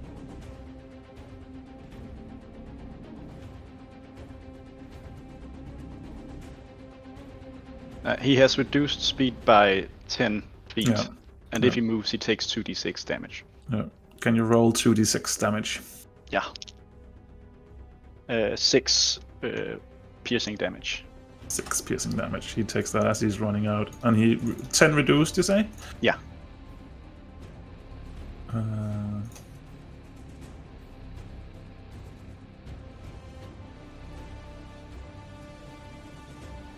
think that should be just about enough. Yeah, so he is actually just out of range. Okay, so but he's running towards the charging or the wolf. Well, it's the other Nothics. They are also running up towards you. And then we have the wolves, and then Nessa, you on deck.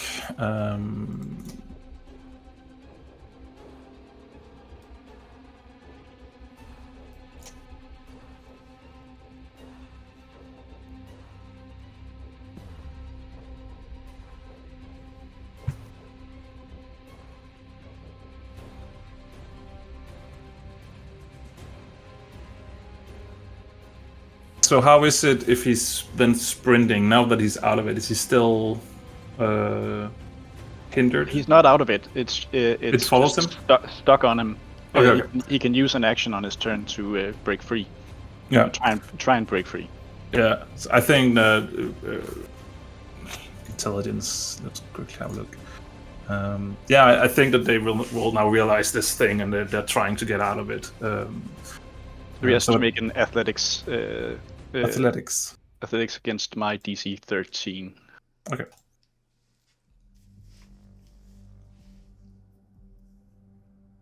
Athletics. Where is it? It's there. They rolled a 7. Well, then he can't break free. Yeah. Just I think the other would. Yeah, the other ones are action, sprinting, dashing. Sorry. There.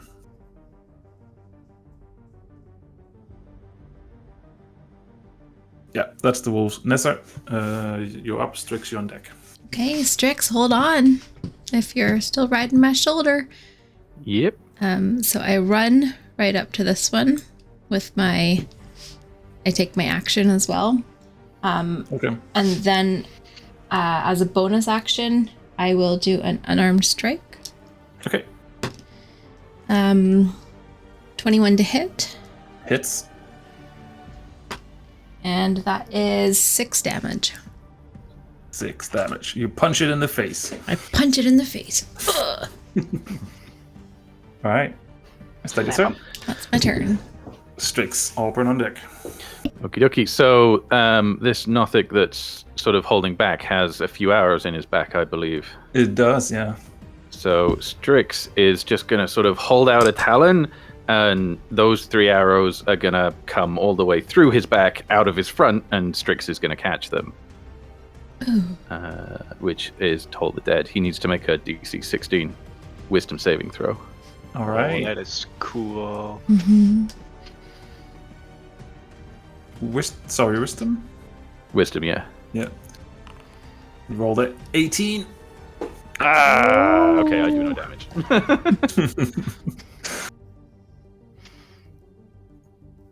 Alright, is that your turn? Strix will take off as well. So he's airborne, but... Okay. Auburn. Yeah. Both of these guys haven't been hurt, have they? I mean, This one has Nessa, been punched. Nessa punched one of them in the face, but the other one is unhurt. Yeah. Let me just see something.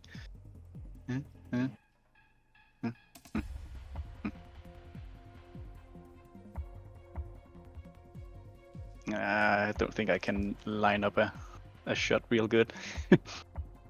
Maybe. I'm going to move up here. Okay. Then see.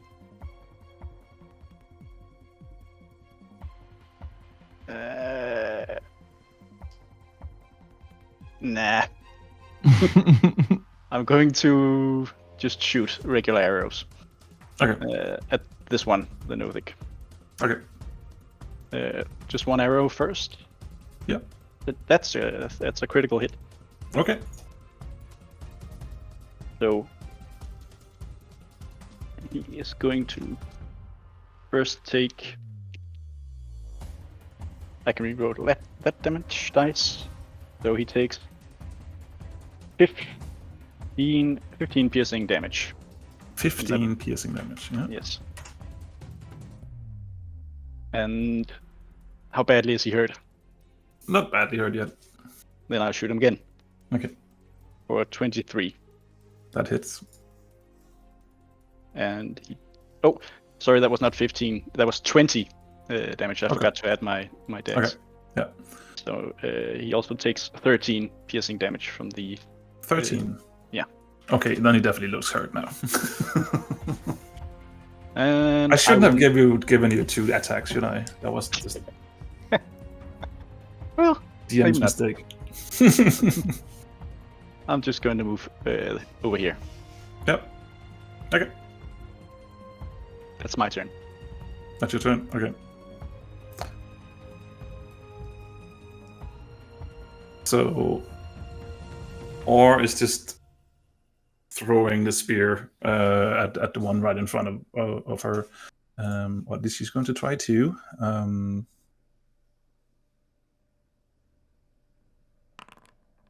And it misses. It goes right past it. She misjudged that a little bit. So I guess that's her turn, and she's now without a spear. So Alim, your turn. Okay. Your weapon.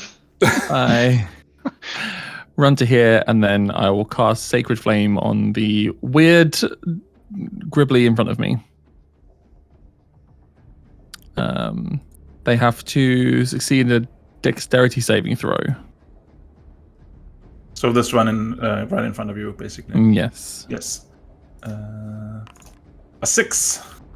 Nice. 7. 7 damage. Yeah. Now it looks really badly hurt. It's still alive, but.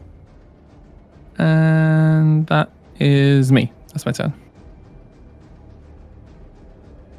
Right. And then it is their turn. This one is running up here and is jumping on Or.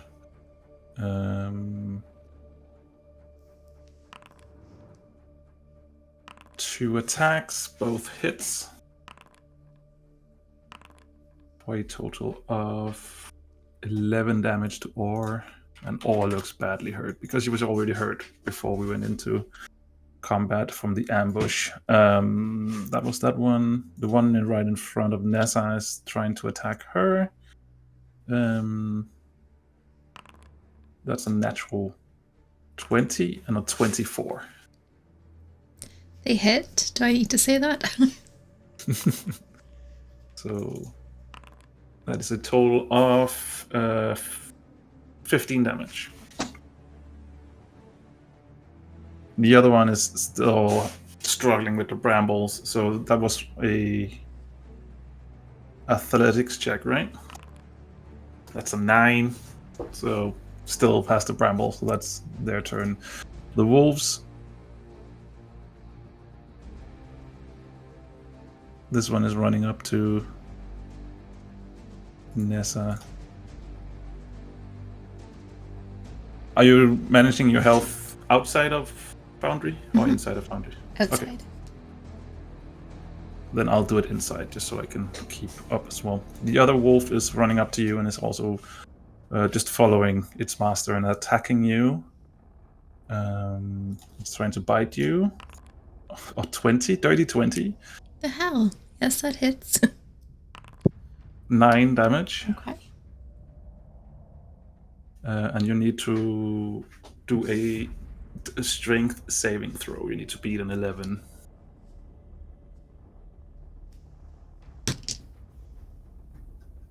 I do not. You do not. Okay. So it jumps up and bites at you, and as it does that, it knocks you down on the ground. So you are knocked prone. Cool. And the other wolf is running up and is trying to take a bite at the still just hovering owl in the air. With a 23. Yeah, that hits. 7 damage to Okie dokie. Strix. And you also need to do a strength saving throw. Did you can add a D4, yeah, I get the D4 to your strength saving throw as well, Amanda? I don't know if yeah. you It wanna would not have helped. retcon that.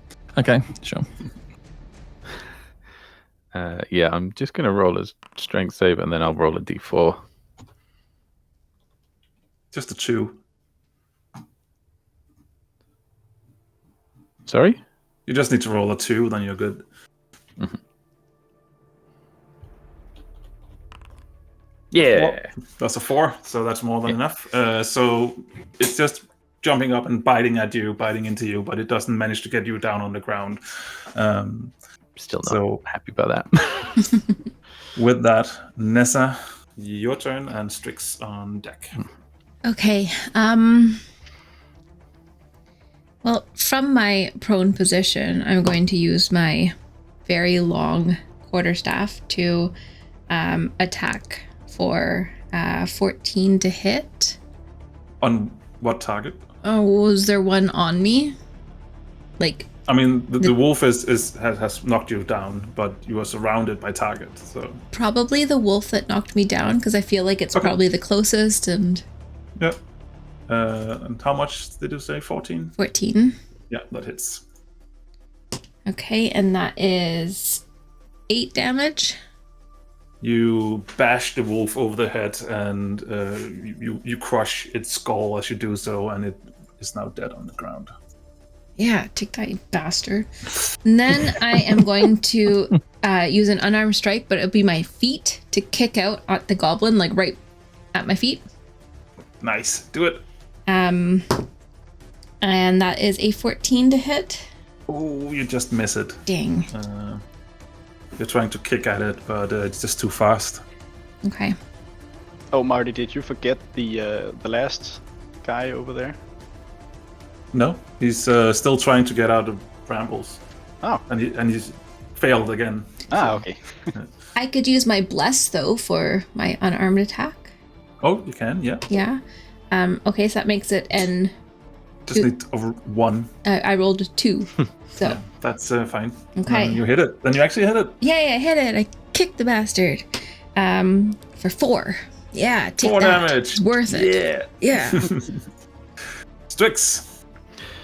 Okay, I am going to cast Wither and... Oh, I can get everybody in, yeah. Right.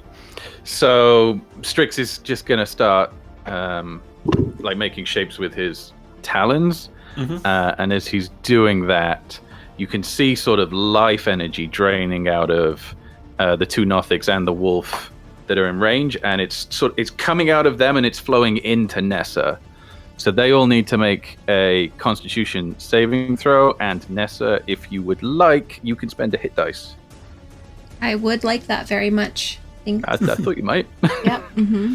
So Constitution, that's an 8. But so that's a... Yep, so he takes 7 damage. The other one is a 20, so he saves. He saves. So the first one did take how much damage? 7. 7. Okay. And then the wolf. The wolf, 15, so it fails. 6 damage. 6 damage. Right. So you all see how the top nothing up here is as the life is being pulled out of it and into Neza. It falls to the ground, lifeless. Whoops. How much is my hit dice? Can't seem to look at it. It's a monk, so it's a D8. D8 plus your con modifier, I think. And is there a bonus? Just says equal to the roll plus your spellcasting ability modifier. Okay. Oh, So- yeah. So you get plus 5 to whatever your hit dice would be. So it's a D8 plus your Awesome. con modifier plus 5. I rolled. I don't think it's. I don't think it's plus the con modifier. It doesn't say so. Is that not how hit dice is? I don't think normally how- work? It's- Oh, yeah, if you roll them on a short rest, it is. But well, it's not up to me to decide. It's a D8 plus 2. I found it finally. So that is for 10 healing. Thank you. Marty, you're muted. Sorry. Yeah, I think I agree with you that it's the hit die number that you roll, and then plus that. What was it? A plus 5. Plus 5. Strix's modifier is plus 5, yeah. Yeah. I can do plus 5. That's even better. So how much do you heal for? 13. 13. So you're up to 20.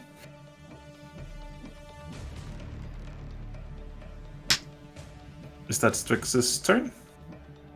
Yeah, I'm engaged now, so I can't fly off. Right. Auburn, what are you up to? How badly is Nessa hurt? She seems fine now. I'm fine now. All right. Well then, I'm gonna just shoot the goblin in front of her. Okay. 28 to hit Hits. and 10 piercing damage. 10 damage. It's looking still fine. It Like- gets another one Ish. or 16 to hit. 16 hits. All right. And takes 9 piercing damage. 9 piercing damage. Now it's starting to look hurt. All right, that's my turn. Okay. Or is grabbing a hand axe from her belt, and then she is running up next to Nessa, and she's going to attack. Or at least going to try to attack this Nothik. And she's missing again. Oh my god, she's not having a good day. And that's her turn. Alim, your turn. Hi, poor thing. I'm just gonna step to the side and cast another Sacred Flame at the wolf. Okay. So The wolf DC 13 Dexterity.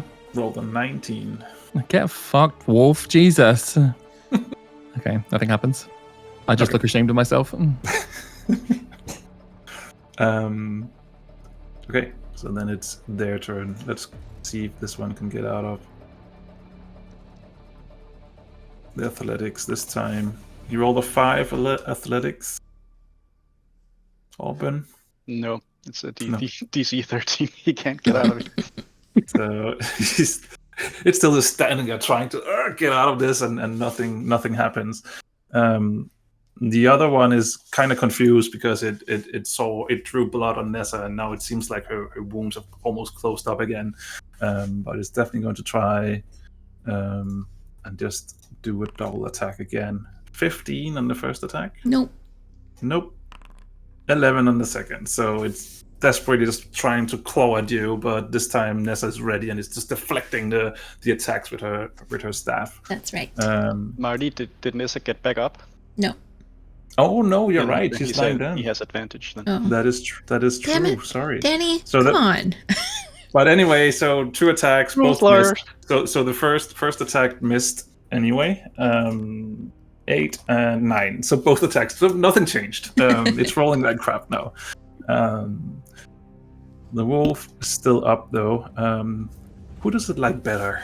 Owl meat or human meat? Or humanoid. I'll roll a d4. So 1 or 2, and it's Strix. 3 and 4, and it's Neza. And I'll do this publicly. So it will try on Strix. Yay! So it jumps up and tries to bite you again. 11 to hit. Does not hit. Does not hit. In that case, then it's Nessa's turn. Okay. I'm gonna get up. Going to get up. Okay, you get up. And then I will hit the thing with my staff. Hit the thing. Hit Do the it. thing with my staff for 22 to hit. That hits a little bit. Just a little bit. Yeah. With 8 damage. 8 damage. It is looking very badly hurt now. Well, then let's cap it off with a punch to the face again. Good. That is 18 to hit. 18 hits, yeah. For 5 damage. 5 damage. It's still standing, but it looks like there's not much energy left in it. Not much life left. Is that your turn?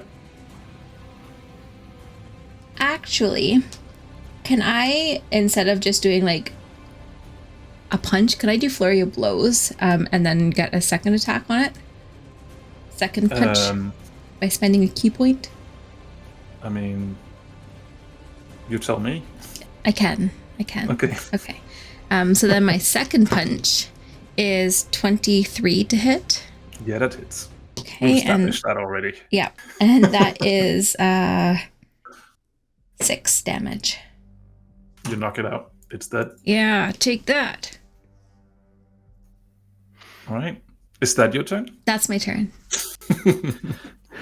So the rest of you just see how Neza is going into full-on beast mode and just hitting so fast with her staff, and Beating you're the just shit out of it. beating the shit out of this nothing, and then goes down, falls to the ground. Yeah. Strix, your turn. There's a wolf and on nothing left. Yep. I should probably do something about this wolf that's been bothering me. So as it sort of jumps up and attempts to bite me, Strix is going to place a talon sort of on either side of his head, and then pass a current between his talons for shock and grasp. 29 to hit. It's a little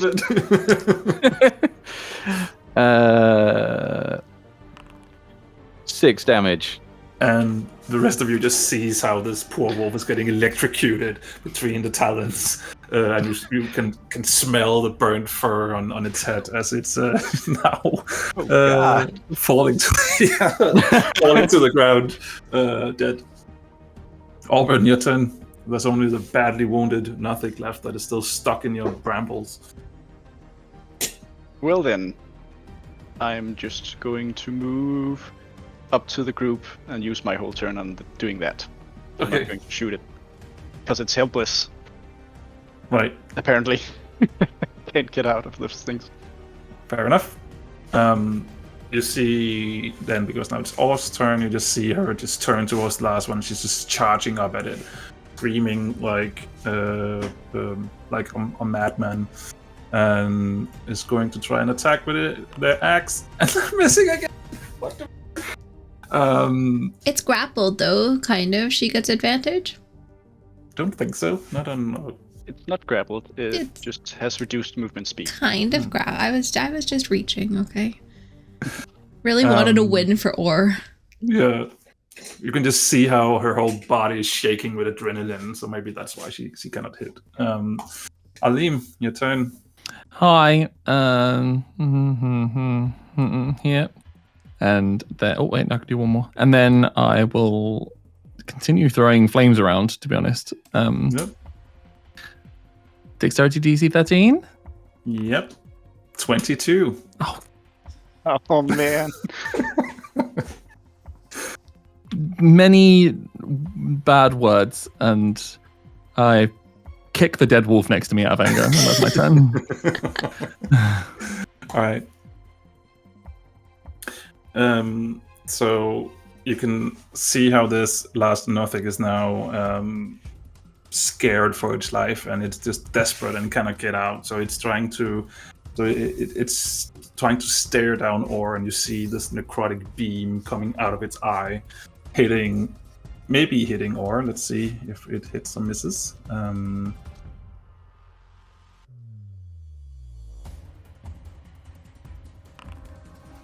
Yep, it definitely does. And you actually see the beam hitting Or, and Or falls to the ground, not moving as it hits. Oh no. Boy.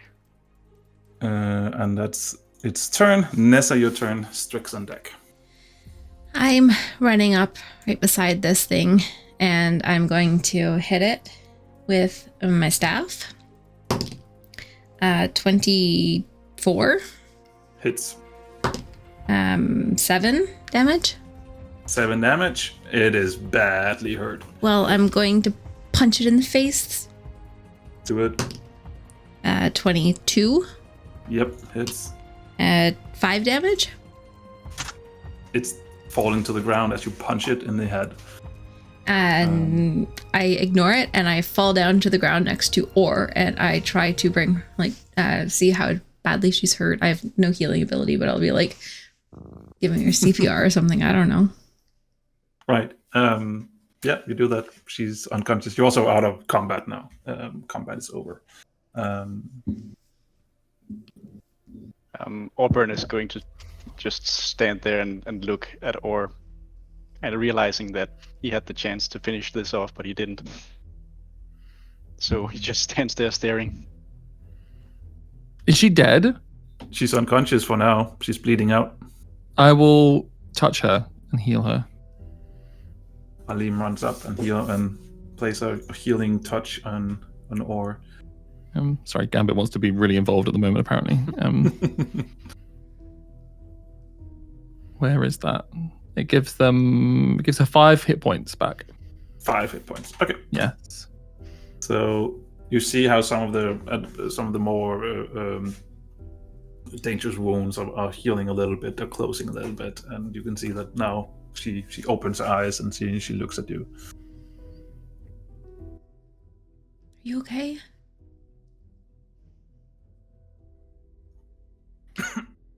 Felt better. Yeah.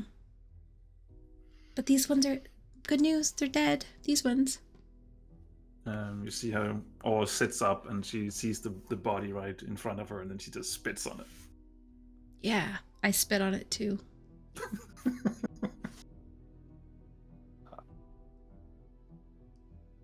Okay. Auburn just absentmindedly starts picking up arrows that he spent. Yeah. Do you want me to roll for it, or do I just get half back as usual? Yeah, you just get half back. That's fine. Right. Unless you really want to roll for it, then you're more than welcome. Nah, he's just going to just pick up arrows that are readily not broken. Yeah. Whew. All right. We should probably go in that cave. See if there's any of Or's people still alive. Does Or have a potion or something? Nope. She doesn't. I can give him I'll give Or a potion.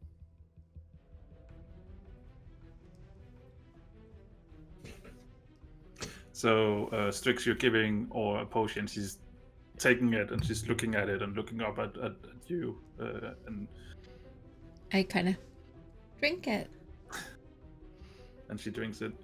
And she gets 8 health left back. And you can see how she all just by drinking it, she lives up a little bit, and you can see that she's healing. She's still badly hurt though, but she's at least better now. Before we go into the cave, can we investigate the bodies? Is there anything on them of interest? Yeah, sure.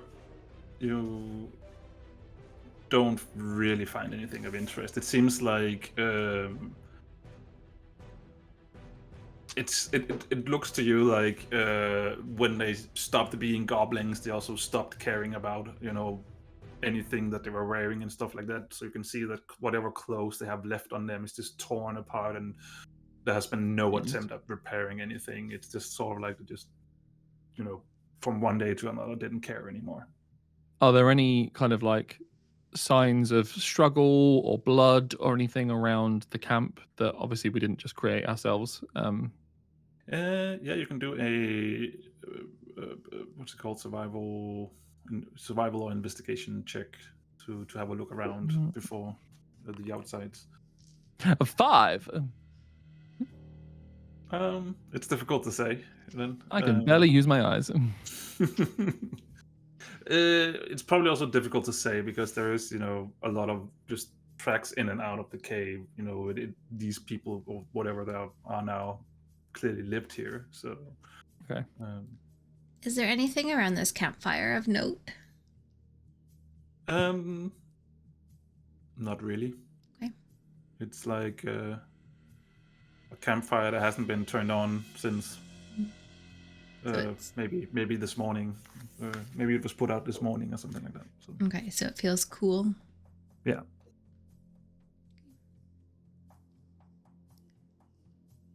I'm ready to go in this cave whenever. You're all ready to go in this cave? You're now standing outside this cave entrance, trying to look in. The sunlight only allows you to look like 30 feet into the cave or something like that, and then it just starts to become really dark. Clearly, there's not put up any light sources in there. For most of you, it's no problem. Most of you have dark vision, but Neza, I do not. You do not.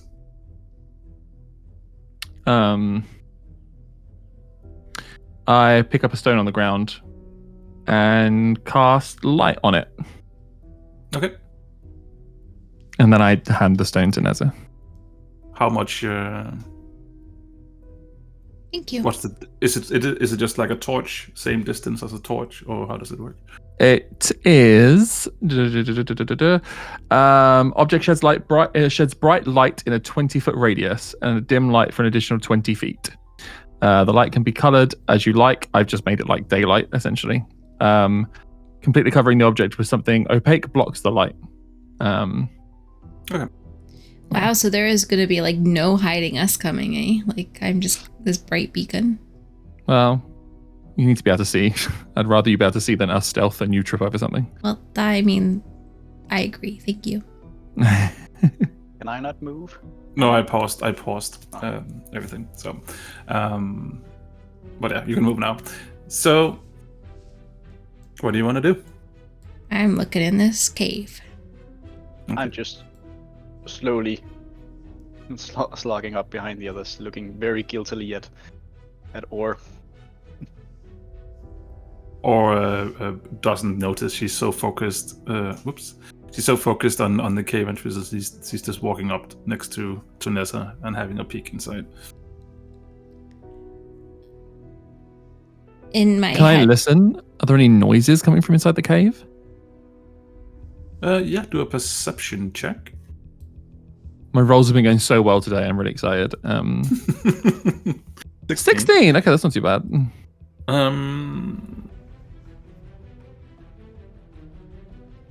You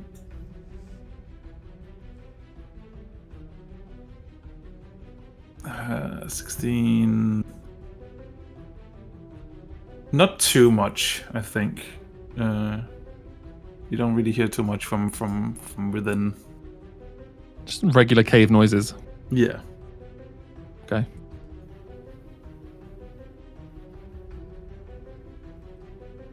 Hey, Orban. No. Like, Yeah. no, like, I just want to say, like, no, it's not. Like, it's fine, right? Like, when we're fighting, everything just happens so fast, and everybody's fine. So, it's not your fault. Yeah. Sure.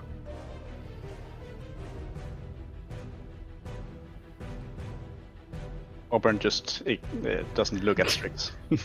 Can I get an insight roll? Sure. Is Orban all right? I'm trying to hide it, so you can roll. 21.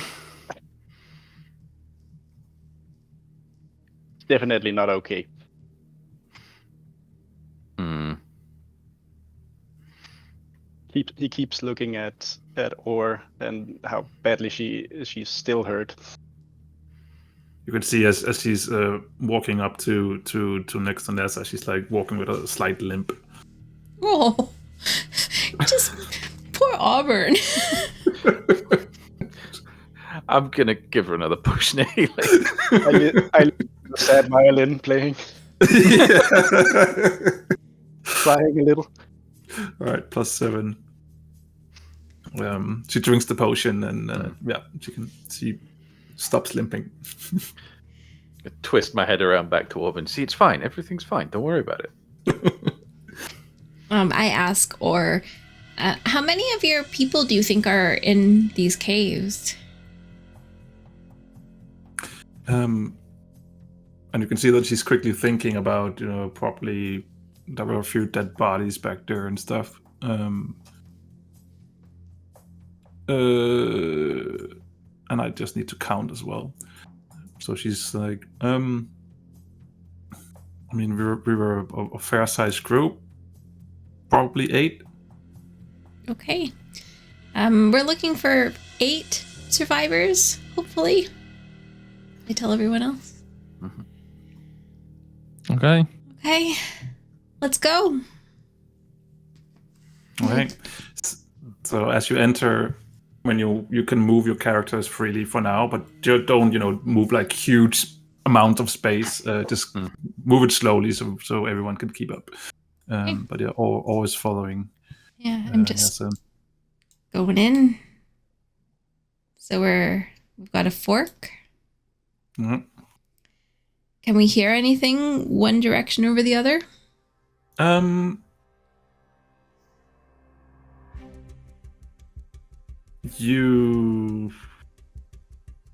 Wait. So Alim, you already did a 16 perception check. You can do a perception check as well, Nessa. 13. 13. Alim, you probably pick it up before Nessa does, but it does seem like something like what would that noise be? Like it's like what's it called when you are like doing this sound? Smacking? Yeah. Yeah, sort of like a smacking sound, and you can also sort of hear like some like a grindy sound, like maybe someone chewing on a bone or something like that. To the right? To the right. Okay. I can hear some like chewing noises coming from that way. Disgusting. Let's go. I pipe up. I can scout forward. I have my cloak. Do you really want to go alone towards the chewing? It's not that far. I can go with him. I mean, if you're okay with it, we don't know if these things can see through invisibility, right? So I won't be invisible. I'll just be really well hidden. okay. I pull the cloak up and it changes colors to match the rock. Okay. Okay. I get it. I'll just go till the edge, you'll still be able to see me. Be careful. You do notice that inside the cave, in corners here and there's like bones and stuff lying on the floor, like someone ate stuff. Gulp. So do I tuck Strix in my collar again? With an owl head poking out beneath my chin. Sure. All right, I'll move. I'll roll stealth first, I guess. Yeah. With advantage. Yeah. It's going to be 23. Yeah. And I'll move over to the edge here. Okay. And I have dark vision, so Mm. and so does Strix. Yep. There's nothing there. You should be able to see another one of those twisted goblin creatures sitting there, and as you can see, there's another campfire inside the cave as well. You can see probably the right of an arm, like over here, something sitting up against this wall. What did you roll? 20 something? 23. Yeah, so you cannot see like a full body, but you can see that it looks like it's tied up. All right. I'll signal back to the others if they can see me. Can they see me? I'm in the darkness. Yeah. Everyone except Neza can see. So Alim and Or can see you. Neza cannot see anything. You just disappeared into the darkness for her. I'll signal back to those who can see me that I can see one. Can I see this one too? Which one? This one here. How can you see that one there? I have dark vision. No, but how can you see it? Like the player, Danny. How can you see that there's something there? It's Strix. Sorry, it's Strix. Strix can see it. Strix has longer dark vision. Okay. Yeah. So you cannot see it now. I cannot see it. Strix can see. I can only see one thing. Yeah. You do notice though that there's like pelts and stuff lying on the ground, like sort of like it looks like sleeping arrangements, and you can see there's quite a few of them. I signal back that I can see one. To Alim, because I know Alim can see me. Okay. I let everyone know. Well, Neza and Or know. You can see there's one up I'll there. also see two. I'll signal back two. Do I see two fingers or do I just see a massive wing? No, it's a claw. Two talons. Just double checking. Because you Wait, never how many know. feathers is that? Oh god, there's hundreds. I think Strix is telling me there's two. There's two things up ahead. Let's go.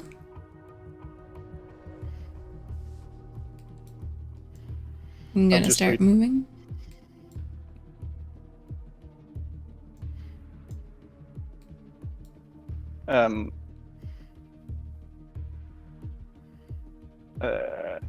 Strix, you are going to start feeling yourself getting pushed because I'm actually starting to grow. Ooh. Pardon? I guess I get out.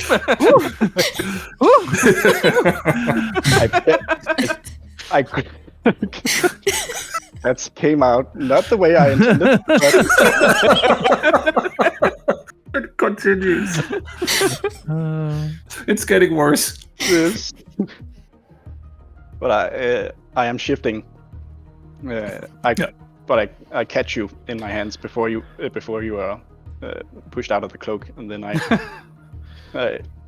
place you on my shoulder and I go. I'll go in front this time.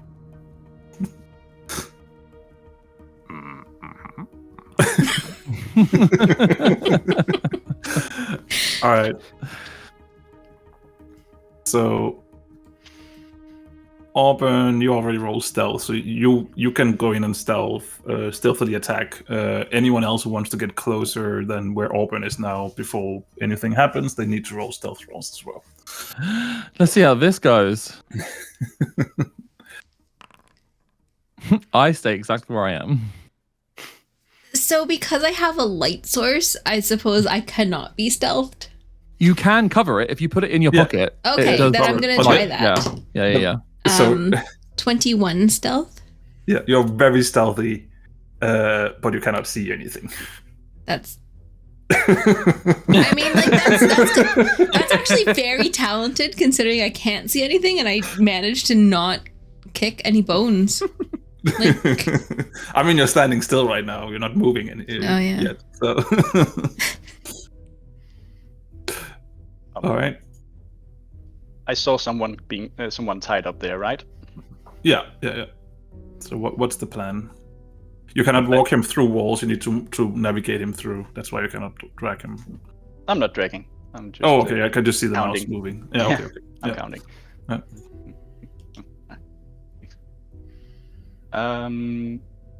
Auburn just looks over his shoulder and says, "Let's do this." And I charge him. Okay. You charge in. Draw both my swords and I charge him. Okay. I'm actually going to try to gore him with my antlers. Okay, do it. You get the first attack, and then we will roll initiative after Auburn has charged in. I'm actually not proficient with my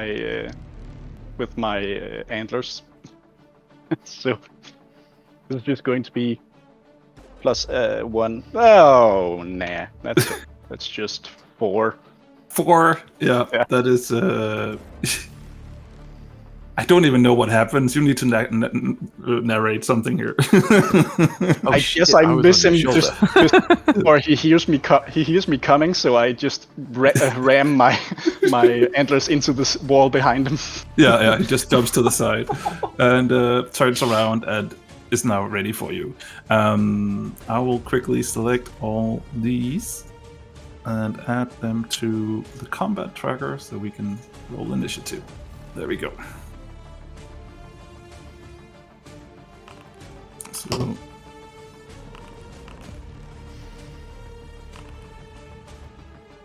Alim. Sorry. And Nessa, what did you roll? 26. 26. Wow. Can I have your dice? Yes, here. Can you just start rolling for me, please? That'd be great. Thank you. All right. So this time, Nessa, you're up first. Okay. You are currently in the dark. You probably don't even know that everyone else ran in. So what are you doing? Or not everyone else, but Auburn and Strix. Would I have heard Auburn just? I don't think he was subtle about it. No, he wasn't subtle. I straight up just charged. Yeah. Yeah, So I'm just bringing out my light source again because there is no stealth happening here. Right. Okay. So you can see 20 feet ahead of you. So you can see to around here. And this is where Auburn were standing earlier, and now he's gone. Just this blackness. Yeah. Okay. So I will. I can't move. Can you? Oh, sorry. Yeah. That's okay. There you go. So I will run that 20 feet, and I'm stuck in a wall. This here, Marty, is this like? That's a wall. It's a wall. It is a wall. Yeah. Okay. And you can see Strix and Auburn in front of you, and that's all you can see. You cannot see further in. Oh wait, did I do this wrong? Bright 20, dim 40, right?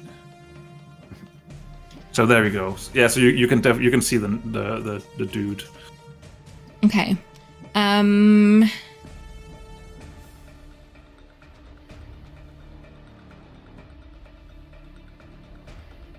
going to finish out my movement and then take an extra few feet to flank. And then Oh. Sorry? More things appeared. And then I will, since I use my action to move a little bit more, I will punch it in the back of the head. Okay. I crit. Nice. And so that is 11 damage. 11 damage. There we go. You punch it in the back of its head. Yeah. Take that. So, yeah. Okay, Auburn, your turn. All right, I'm going to pop my antlers out of the wall and then attack this thing 3 times with my short swords. Right, do it. First attack is 24. Hits. That is 11 piercing damage. 11 damage. It is starting to look roughed up a little bit. Second attack is 20. Hits. And 10 piercing damage. 10. It's starting to look hurt now. Like badly hurt or... Bad hurt, yeah. All right. Seeing this, I'm hesitating. But then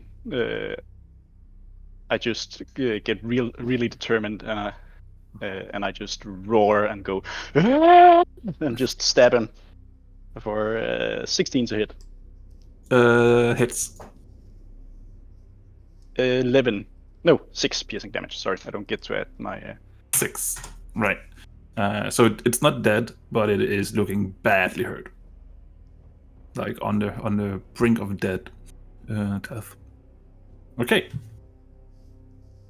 So it was clearly surprised, but it is going to just in sort of like surprise and in pain, just going to try and claw at you with its claw attack. A 10 to hit. That misses. And an 8 to hit. So it's just taken by the surprise, so it's just flailing in the air, basically, I guess. Just scratching on my armor, and I just stare at it going... Yeah. Alright, then we have this dude over here that was also just sitting minding its own business when all of a sudden 2 people just ran into the room and starting attacking its friend. So it is jumping up here towards Neza and is going to claw twice with advantage because it's flanking. 21, 22, both hits, I guess. So that's a total of 14 damage. Ow. Yep. Oh. That is its turn. You see the wolf that was also in the cave, and you I guess Auburn and Strix can see this where the sounds were coming from because it had a bone that it was enjoying, and now it sees fresh meat instead. So it launches forward, and is going to bite Neza. That's a really big wolf. That is a big wolf. It is larger than the other 2. Is it also gribbly? What? As in, not quite right. Like you said, it had like purple fur. The other 2 had like odd fur. Did I? I don't think. I think it's the wolves are not. Okay. No. Maybe I made that up in my head. It was the goblins that were like odd, cool. twisted shapes. Anyway, 23 to hit. Mm-hmm. 6 damage. Sorry, can I interrupt that? Yes, Okay. please. Yes. So I'm gonna use my reaction to cast Silvery Barbs. Yes. So it has to re-roll that attack. Okay. 18. Fuck. Yeah, it hits. Man. Sorry. Now you take 7 damage instead of 6. Cool. Yep. I'm down. So Auburn and Strix, you see this huge wolf just jump Neza and bites her, and she falls to the floor. Still gets I'm gonna advantage, give- right? Yeah, I was gonna say I think I'm gonna give Nessa advantage on her next attack ability check or saving throw. Okay. Given there's a decent chance the next saving throw is going to be a death saving throw. Right. Oh, no. Alim, where you at? You up there? So you just saw everyone just run in, and then they're out of sight. So you don't know what is actually happening yet. So what are you up to? Well, I can see that there's a now huge Auburn blocking this section. No, you cannot see that actually. It's because you all have shared vision. Oh, okay. But I can see each character, so you cannot see that yet. But if you move down there, then now you can see that it's blocking. Yeah. Okay. So I will continue in this direction instead. Yeah. 30. And now Can I see Neza down from here? Now you can see Neza down. Yeah. Okay. I will cast Cure Wounds. Does that have a range? No. Wait a second. I'll cast Healing Word. And I'll cast it at 3rd level. Nice. 12. You're being healed. So you feel the healing course over you through your body, and you're healed for 12, and you open your eyes. Still very dark here, but the light is still on, so you can see. Is that your turn, Ali? Oh, technically that's a bonus action. So I will use my actual action to I'll try and throw some more flames around. Don't you have your daggers as well? I do, but I do more damage with the flame if it fucking hits. That's fine. That's fine. I just couldn't see the attack. I'll go for the Gribbly here. Yep. Can I see that? Yep. Okay. Yep. Dexterity saving throw. Dex save. It rolled a 20. Oh god. Wow. Oh my god. Sorry. Apparently they roll really high today and all rolls really low. I don't know how that works. Okay, is that your turn? That is my turn, yes. Okay. Then Or is following. She's running down here. And I guess she's don't really have a good line of sight for anything, so that will be her turn. Strix, you're up. Neza on deck. Okie dokie. So this Narthik that's almost down, that had a lot of sword wounds from Orb and Strix, is just going to sort of grasp the air with his two talons and pull apart. And as he makes that motion, one of the sort of sword slashes on it from Orban comes apart, which is again Toll the Dead, so it needs a DC 16 Wisdom saving throw. That's a 3. Nice. Finally. That's 11 damage. So you just see how that wound that Orban just cut open. You just see how it just rips open and almost splits this nothing in half as it's screaming in agony, falling to the ground. Cinematically, it's just going to be Auburn staring right through it at the giant wolf standing over Neza, but actually not in fear, enraged because it downed Neza. All right, Neza. If that was your turn, Strix. Do I want movement? No, I'm fine where I am. Okay, then Neza, your turn. Open on deck. Okay, so You're lying down. Correct? I'm lying down, and the giant wolf is over me-ish.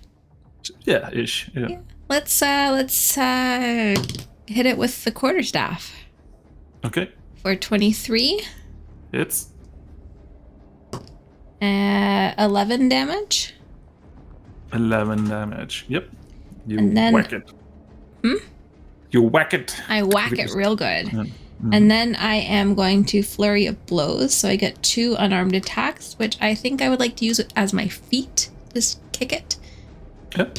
That was 22. Yeah, that hits. 7 damage. Yeah. Oh, and not 1. That doesn't hit. That doesn't hit. No. I So you probably, with that one kick, you hit it on the shoulder, and you can hear how it dislocates a little bit, and it looks like it's hurt from those 2 blows. Cool. Auburn, are you done? By the way, sorry. Yeah, I'm done. Okay, Auburn, your turn. I move up to it, and then I fly into a full-on rage, just flashing at it wildly. I go wild animal on it. Okay, you do that. That is 19 to hit, first attack. That hits. And I'll try to... No, I won't re-roll that one. That'll be 8 damage. 8 damage. Yeah, it's starting to look hurt now. And then Badly hurt. Second attack. That's a crit. Ooh. Can I have some of these, please? I can re-roll that one.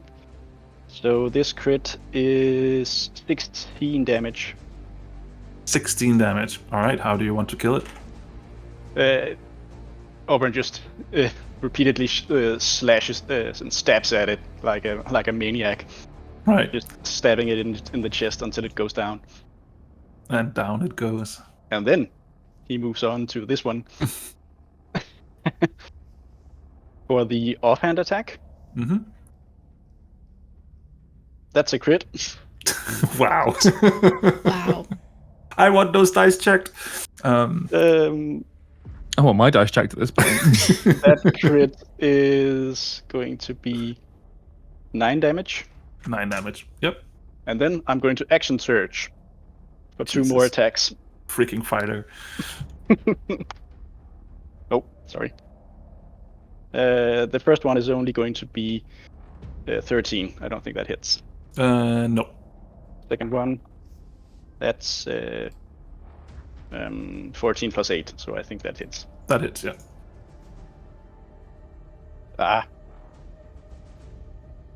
I can not reroll that one because I already did it. So that's going to be 7 piercing damage. 7 piercing damage. Okay. That's my turn. That's your turn. Strix is just clinging on to your shoulder for dear life and you're running around. I'm just going full. I can't do the actual Red Deer roar, but Auburn is just going like that the whole time. All right. So it is this turn now. So they are like, I need to get away from here. So I think, I don't know if you can do anything, Strix, but Auburn and Neza definitely have opportunity attacks on them. When it I can make an unarmed attack if you'll go for allow it. Yeah, sure, go for it. He's running It's right a past crit. you. Jesus. Amazing. I rolled a 12. 12 misses. I can reroll this one. Yeah.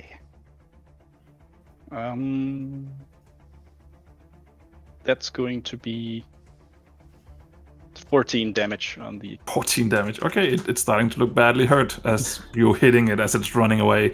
What are Strix doing? Natural 1. Nat 1.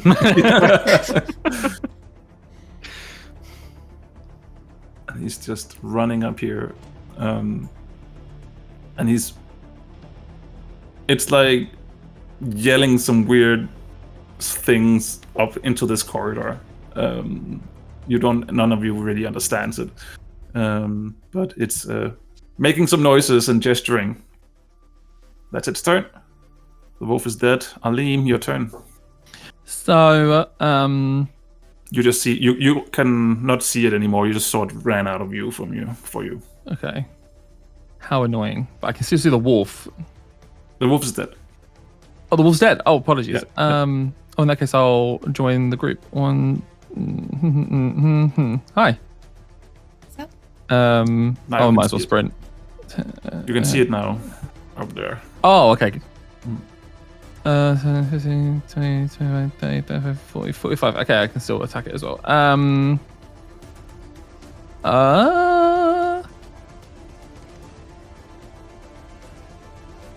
Do I want to...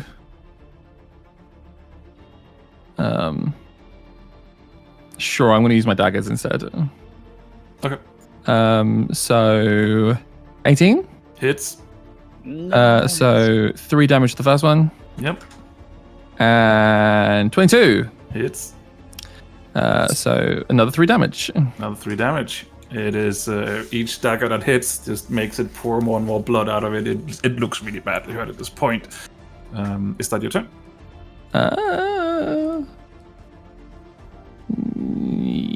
Yeah, that's my turn. Okay. So then it is Or, and Strix is on deck. Or is going to just run up to their friend here, and she's starting to untie them. Strix.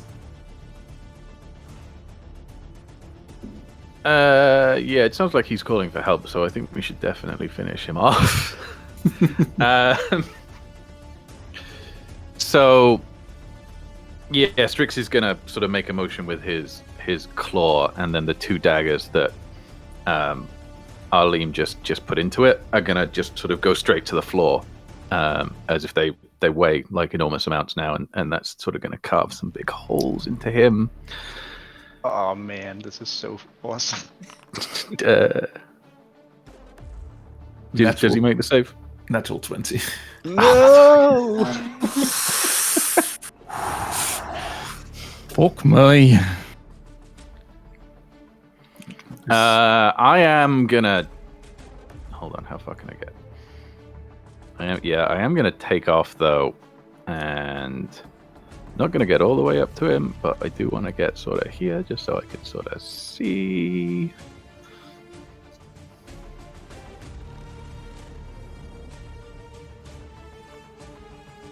Can't seem to see anything. Okay, that's my turn. Okay. Nessa. Your turn. Auburn on deck. I get up. Mm-hmm. That's half your movement speed.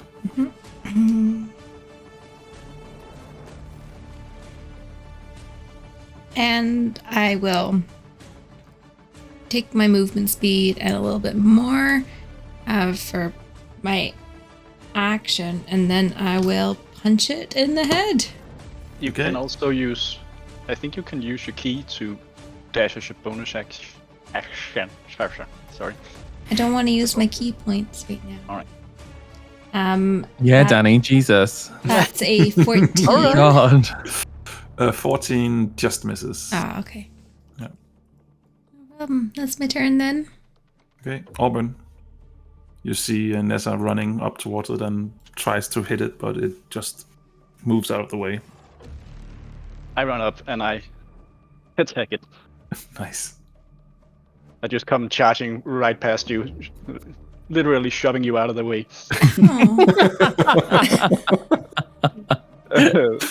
I like this Salbert. This is only going to be a 13 to hit, so I don't think that hits. Yeah. So in the process of shoving Nessa, and with her monk reflexes and stuff, there's not as much shove as you thought there would be, and that makes you miss your attack. Same for the second. I'm just too enraged right now. Okay. Well, that's karma for all those crits. Crash and burn, baby. Yeah. I'm coming down. All right. Who would say that they have good hearing up here now? Not I me have right a now. high passive perception. Yeah. So you, Strix, you hear too, like thump thump, like things falling to the ground or being let go to the ground, and then you can hear footsteps. Like a lot of footsteps, like one big pair of footsteps. Two, perhaps. Let's see.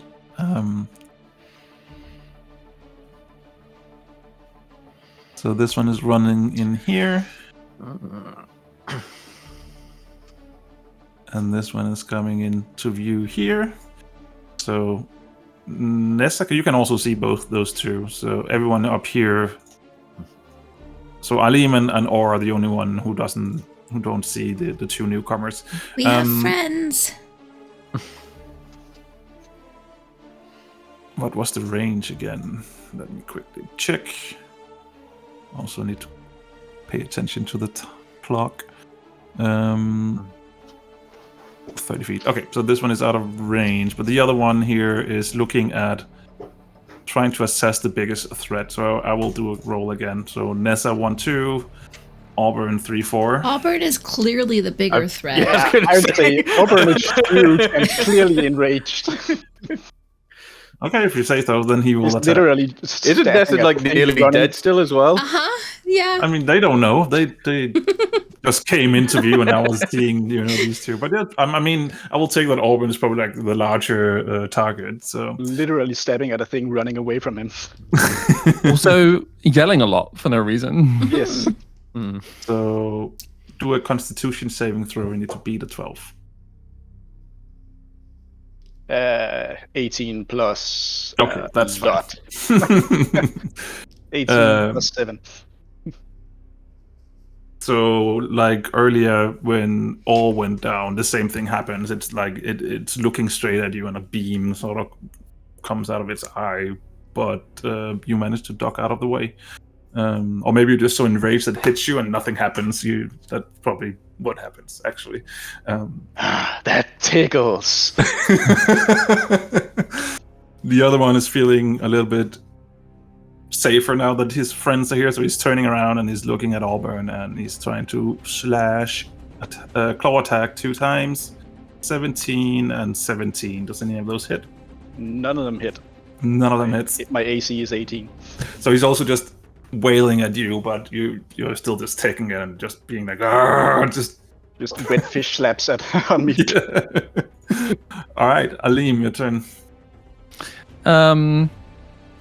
So I there's a bit of a blockade going on in that corridor, so I'll go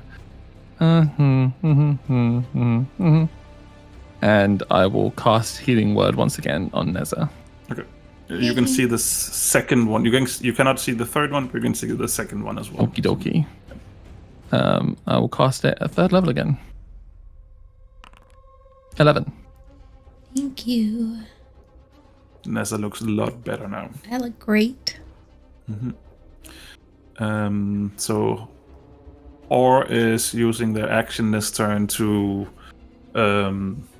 free their goblin friend. So the goblin friend is now not restrained anymore, and then she is going to run up here next to her new friends. And with that, it is Strix's turn, and I will add this goblin to the initiative order now.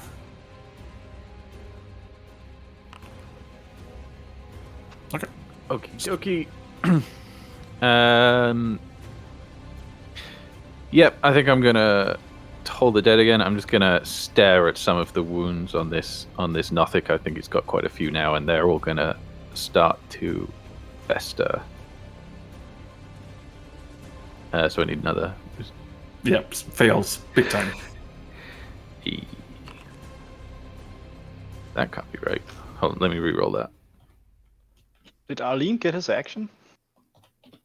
Oh, I don't Yeah, know. I healed. Yeah. Sorry, yeah. Oh, it's a bonus. Oh, I forgot about that. Oh, I mean, It's fine. Okay, It's fine. It's fine. 6 damage. 6 damage. Yeah, it is screaming in agony. Still barely alive. It looks like. Still alive. Yeah.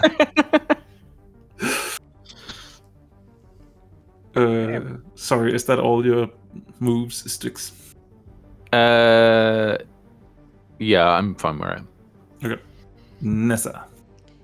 All right, we are hitting it with our quarterstaff. I think we're missing with a 12. Yeah, you're missing with 12, yes. Okay, so then a bonus action to punch it for 21 to hit. That hits. And that's 5 damage. That is more than enough. Perfect. It is almost death already from all the beating that it's taking, so you don't have to hit it that hard to down it. And it falls to the ground dead. I am gonna stay where I am. Yeah, I am.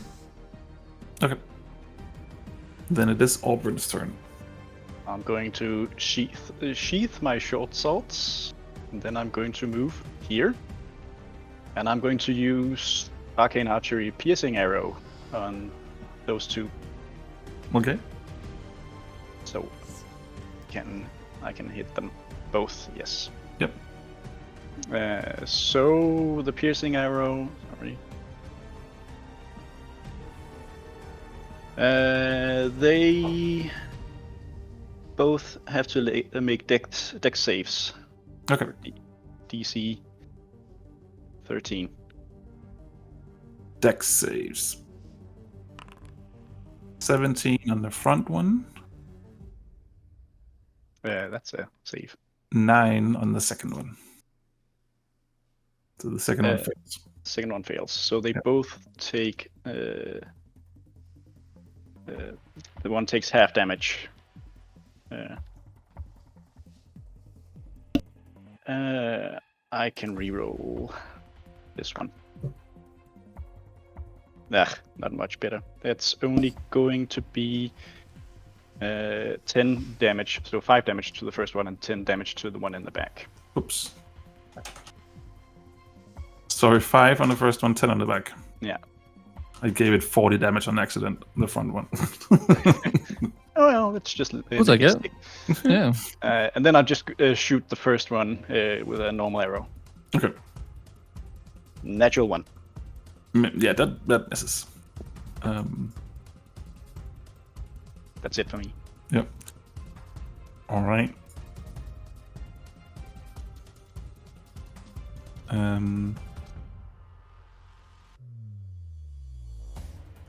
What are they? It's their turn. What are they doing? I think this one is just staying and using its eye beam again. So Auburn 12, either 12 Constitution saving throw. 18. Misses again, or he's just taking the beam again. The other one.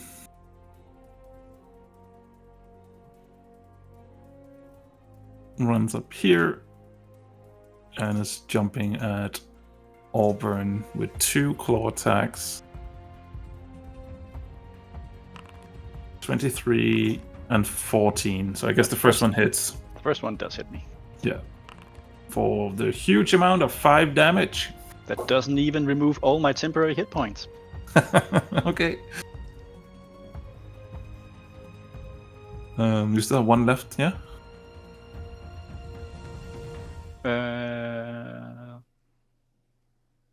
One left. Yeah, I gave you 5 damage, and it said 1 left. So. Oh, I'm at 54. That's correct. Okay. And yeah, the other one did its turn. Then it is the goblin, who is fairly confused because it's never seen any of you guys before, but Or was there. So I think he will just keep his distance because he doesn't really know what's going on. Arlene. I'm going to that one out of the way just so it doesn't confuse. Lovely. Can I throw daggers around Neza? I don't know. Can you? I don't think I can. You can try, but I would say that the other guy gets some cover then. But we can probably move up like here. Yeah, I'm wondering I could move. Yeah. I could move here. Yeah, I can move here. This is fine. Then I shall start throwing daggers again. 14? Just misses. Damn it. And oh no. I crawl into this corner, curl up into a ball and cry. All right. Or did pick up her spear again earlier.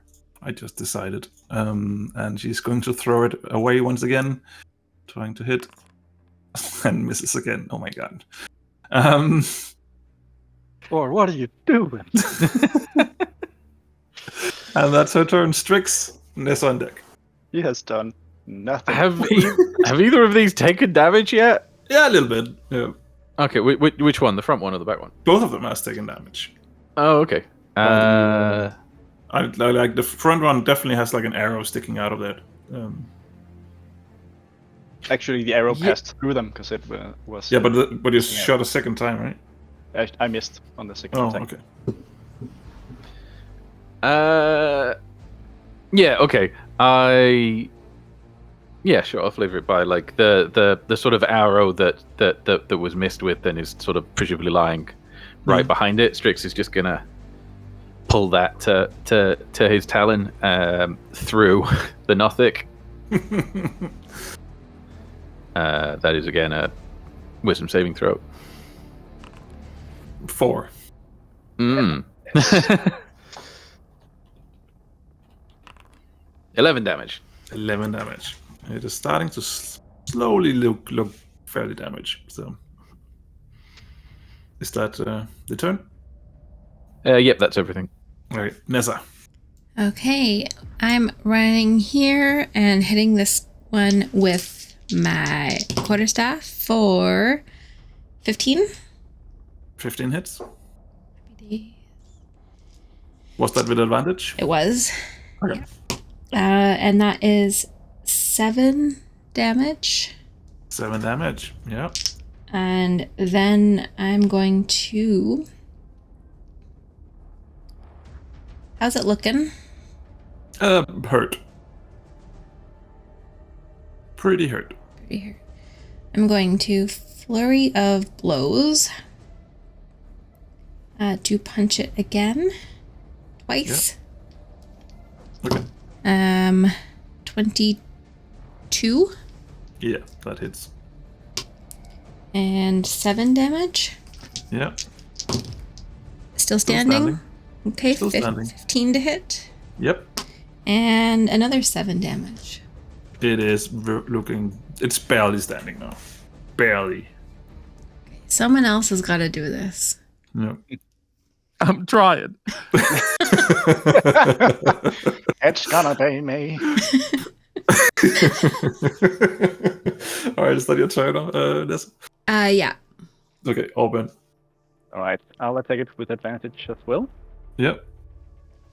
That is 16 to hit. That hits. No, that was actually 15, but that does hit still. It still hits. I'll reroll that one. Fuck, it was even worse. So it gets 6 piercing damage. I mean, that's double the amount that it needed, so it's going down. All right, I just gouge out its eye and just move on straight to the other one. All right. I attack that one for a natural 2, so that won't hit. No, that doesn't hit. All right. So he sees his friend go down, and now he's getting a bit worried. But he's going to first take its 2 claw attacks on. I run up to it and go, "You're next." 12 misses, 22 hits, right? 22 hits. Yep. So you take 9 damage. Ow. Do I do it? Yeah, you do it. You do it. So if you don't. There you go. And then it is turning around and going to run. So you get an opportunity attack on it. Can I try to grapple it instead? Sure. So that's athletics, I think, versus its athletics. So I rolled a 5 plus athletics. A 5 plus. You don't have. 4. It doesn't matter. You grab it. All right. So it doesn't run away from me. I just grab it. Yeah, it's trying to run, but yeah, you're grabbing it. Goblin is probably curious, so he's just moving up to see what's actually going on. But that's it. Aleem, your turn. Yeah, you're watching. Should I bother? Do you just want to skip just to make it quicker? I'll run up to here because Albin's quite large, so I can throw some daggers around. You can do it. Natural 20. Yay! It's a crit. Oh, great. Was that with crit damage? That was a crit. Yeah, I rolled 2 ones. Oh man. But I mean, it's still 3 damage. And then my next attack is a Hits. 23. Yeah. And does 5 damage. 5 damage. Well done. Is that your turn? Thank you. Well, you attacked. You successfully landed at 1 attack. Yeah, that's me. 2 attacks. Come on, don't sell yourself more. I'm done. Okay. So Or is running up, and while he's running, he's grabbing the spear on the ground.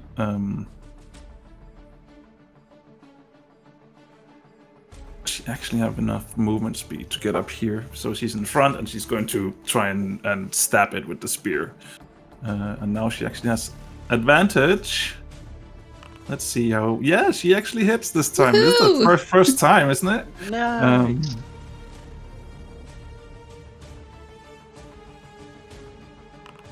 And she does 7 damage to it. There we go. That's her turn. Strix, you're up. Neza on deck. Sure. As sort of Auburn has it in the grapple, Strix is gonna put both his talons up like this and just sort of squeeze them together. And Auburn, you'll feel like your arm and your whole body just squeezing it and crushing it together, like you're being forced to compress it even further. And again, that's a DC 16 wisdom saving throw. 5. Some kick-ass flavor. 5 damage. 5 damage. It is starting to look hurt now. Nessa, your turn. Auburn on deck. Okay, I'm also running up beside it. Surrounded. That is 13. Doesn't hit, I believe. No, sadly. But I will punch it as well for 21. Okay. Whoop. That hits. That's 21 hits. That's for 5 damage. A 5? Mm-hmm. Yep. That's it. That's it. That's it. Auburn. I'll just prison shank it. My short sword. Like full on, I'm holding it around its neck and just going. Yeah. All right. That's 23 to hit. That hits. 9 piercing damage. 9. It's looking really badly hurt. Second attack with advantage. Actually, I do have advantage on this. Yep. 16 plus 8. Yeah, So. that hits. That's also 9 piercing damage. Right. So you stab it twice while you're also hold it grabbed in with your other arm, and you can just feel that it goes limp in your grasp as it dies. I throw it to the floor and I look around for more. There is no more. There is no more. There is no more. You killed them all. And you freed a goblin in the process. And I think we have gotten to the time where that's it. That's what we had tonight. We will continue from here on next week. I do want to do one quick thing before everyone leaves, though. Mm-hmm. Because far away from here, a little bit far up north, there is 3 spider bodies lying on the ground.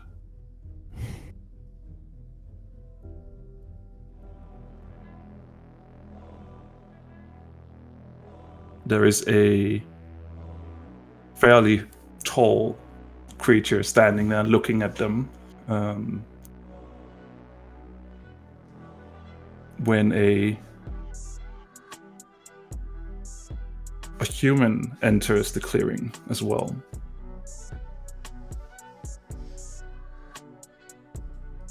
Oh, it's so good to see another friend. the large creature is saying. You do want to be friends, right? And the human who entered is looking up at the large creature. It's like, I do. I feel like you need to. You said you could help, and I really need some kind of power. I keep getting into bad situations. I need to be able to take care of myself. Wortam is looking at this human and is like, sure, we can make a deal.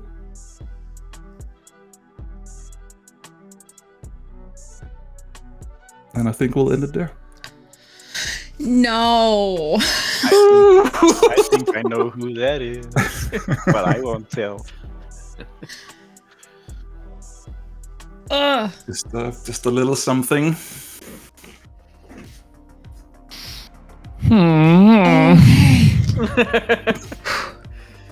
Amazing. What a cliffhanger. Marty, thank you for this session. Thanks everyone for playing. Thank you for listening and being here. If you like what you hear, you can follow us on the social medias, the YouTubes, the podcast players. Subscribe, like, rate, do all the things that you do when you like the things that you like. That would be super awesome. We are the Crowded Tavern, and we will see you next week for Last Orders and in 2 weeks for session number 7. Yay! Yay! Thanks, everyone. Bye. Bye. Bye.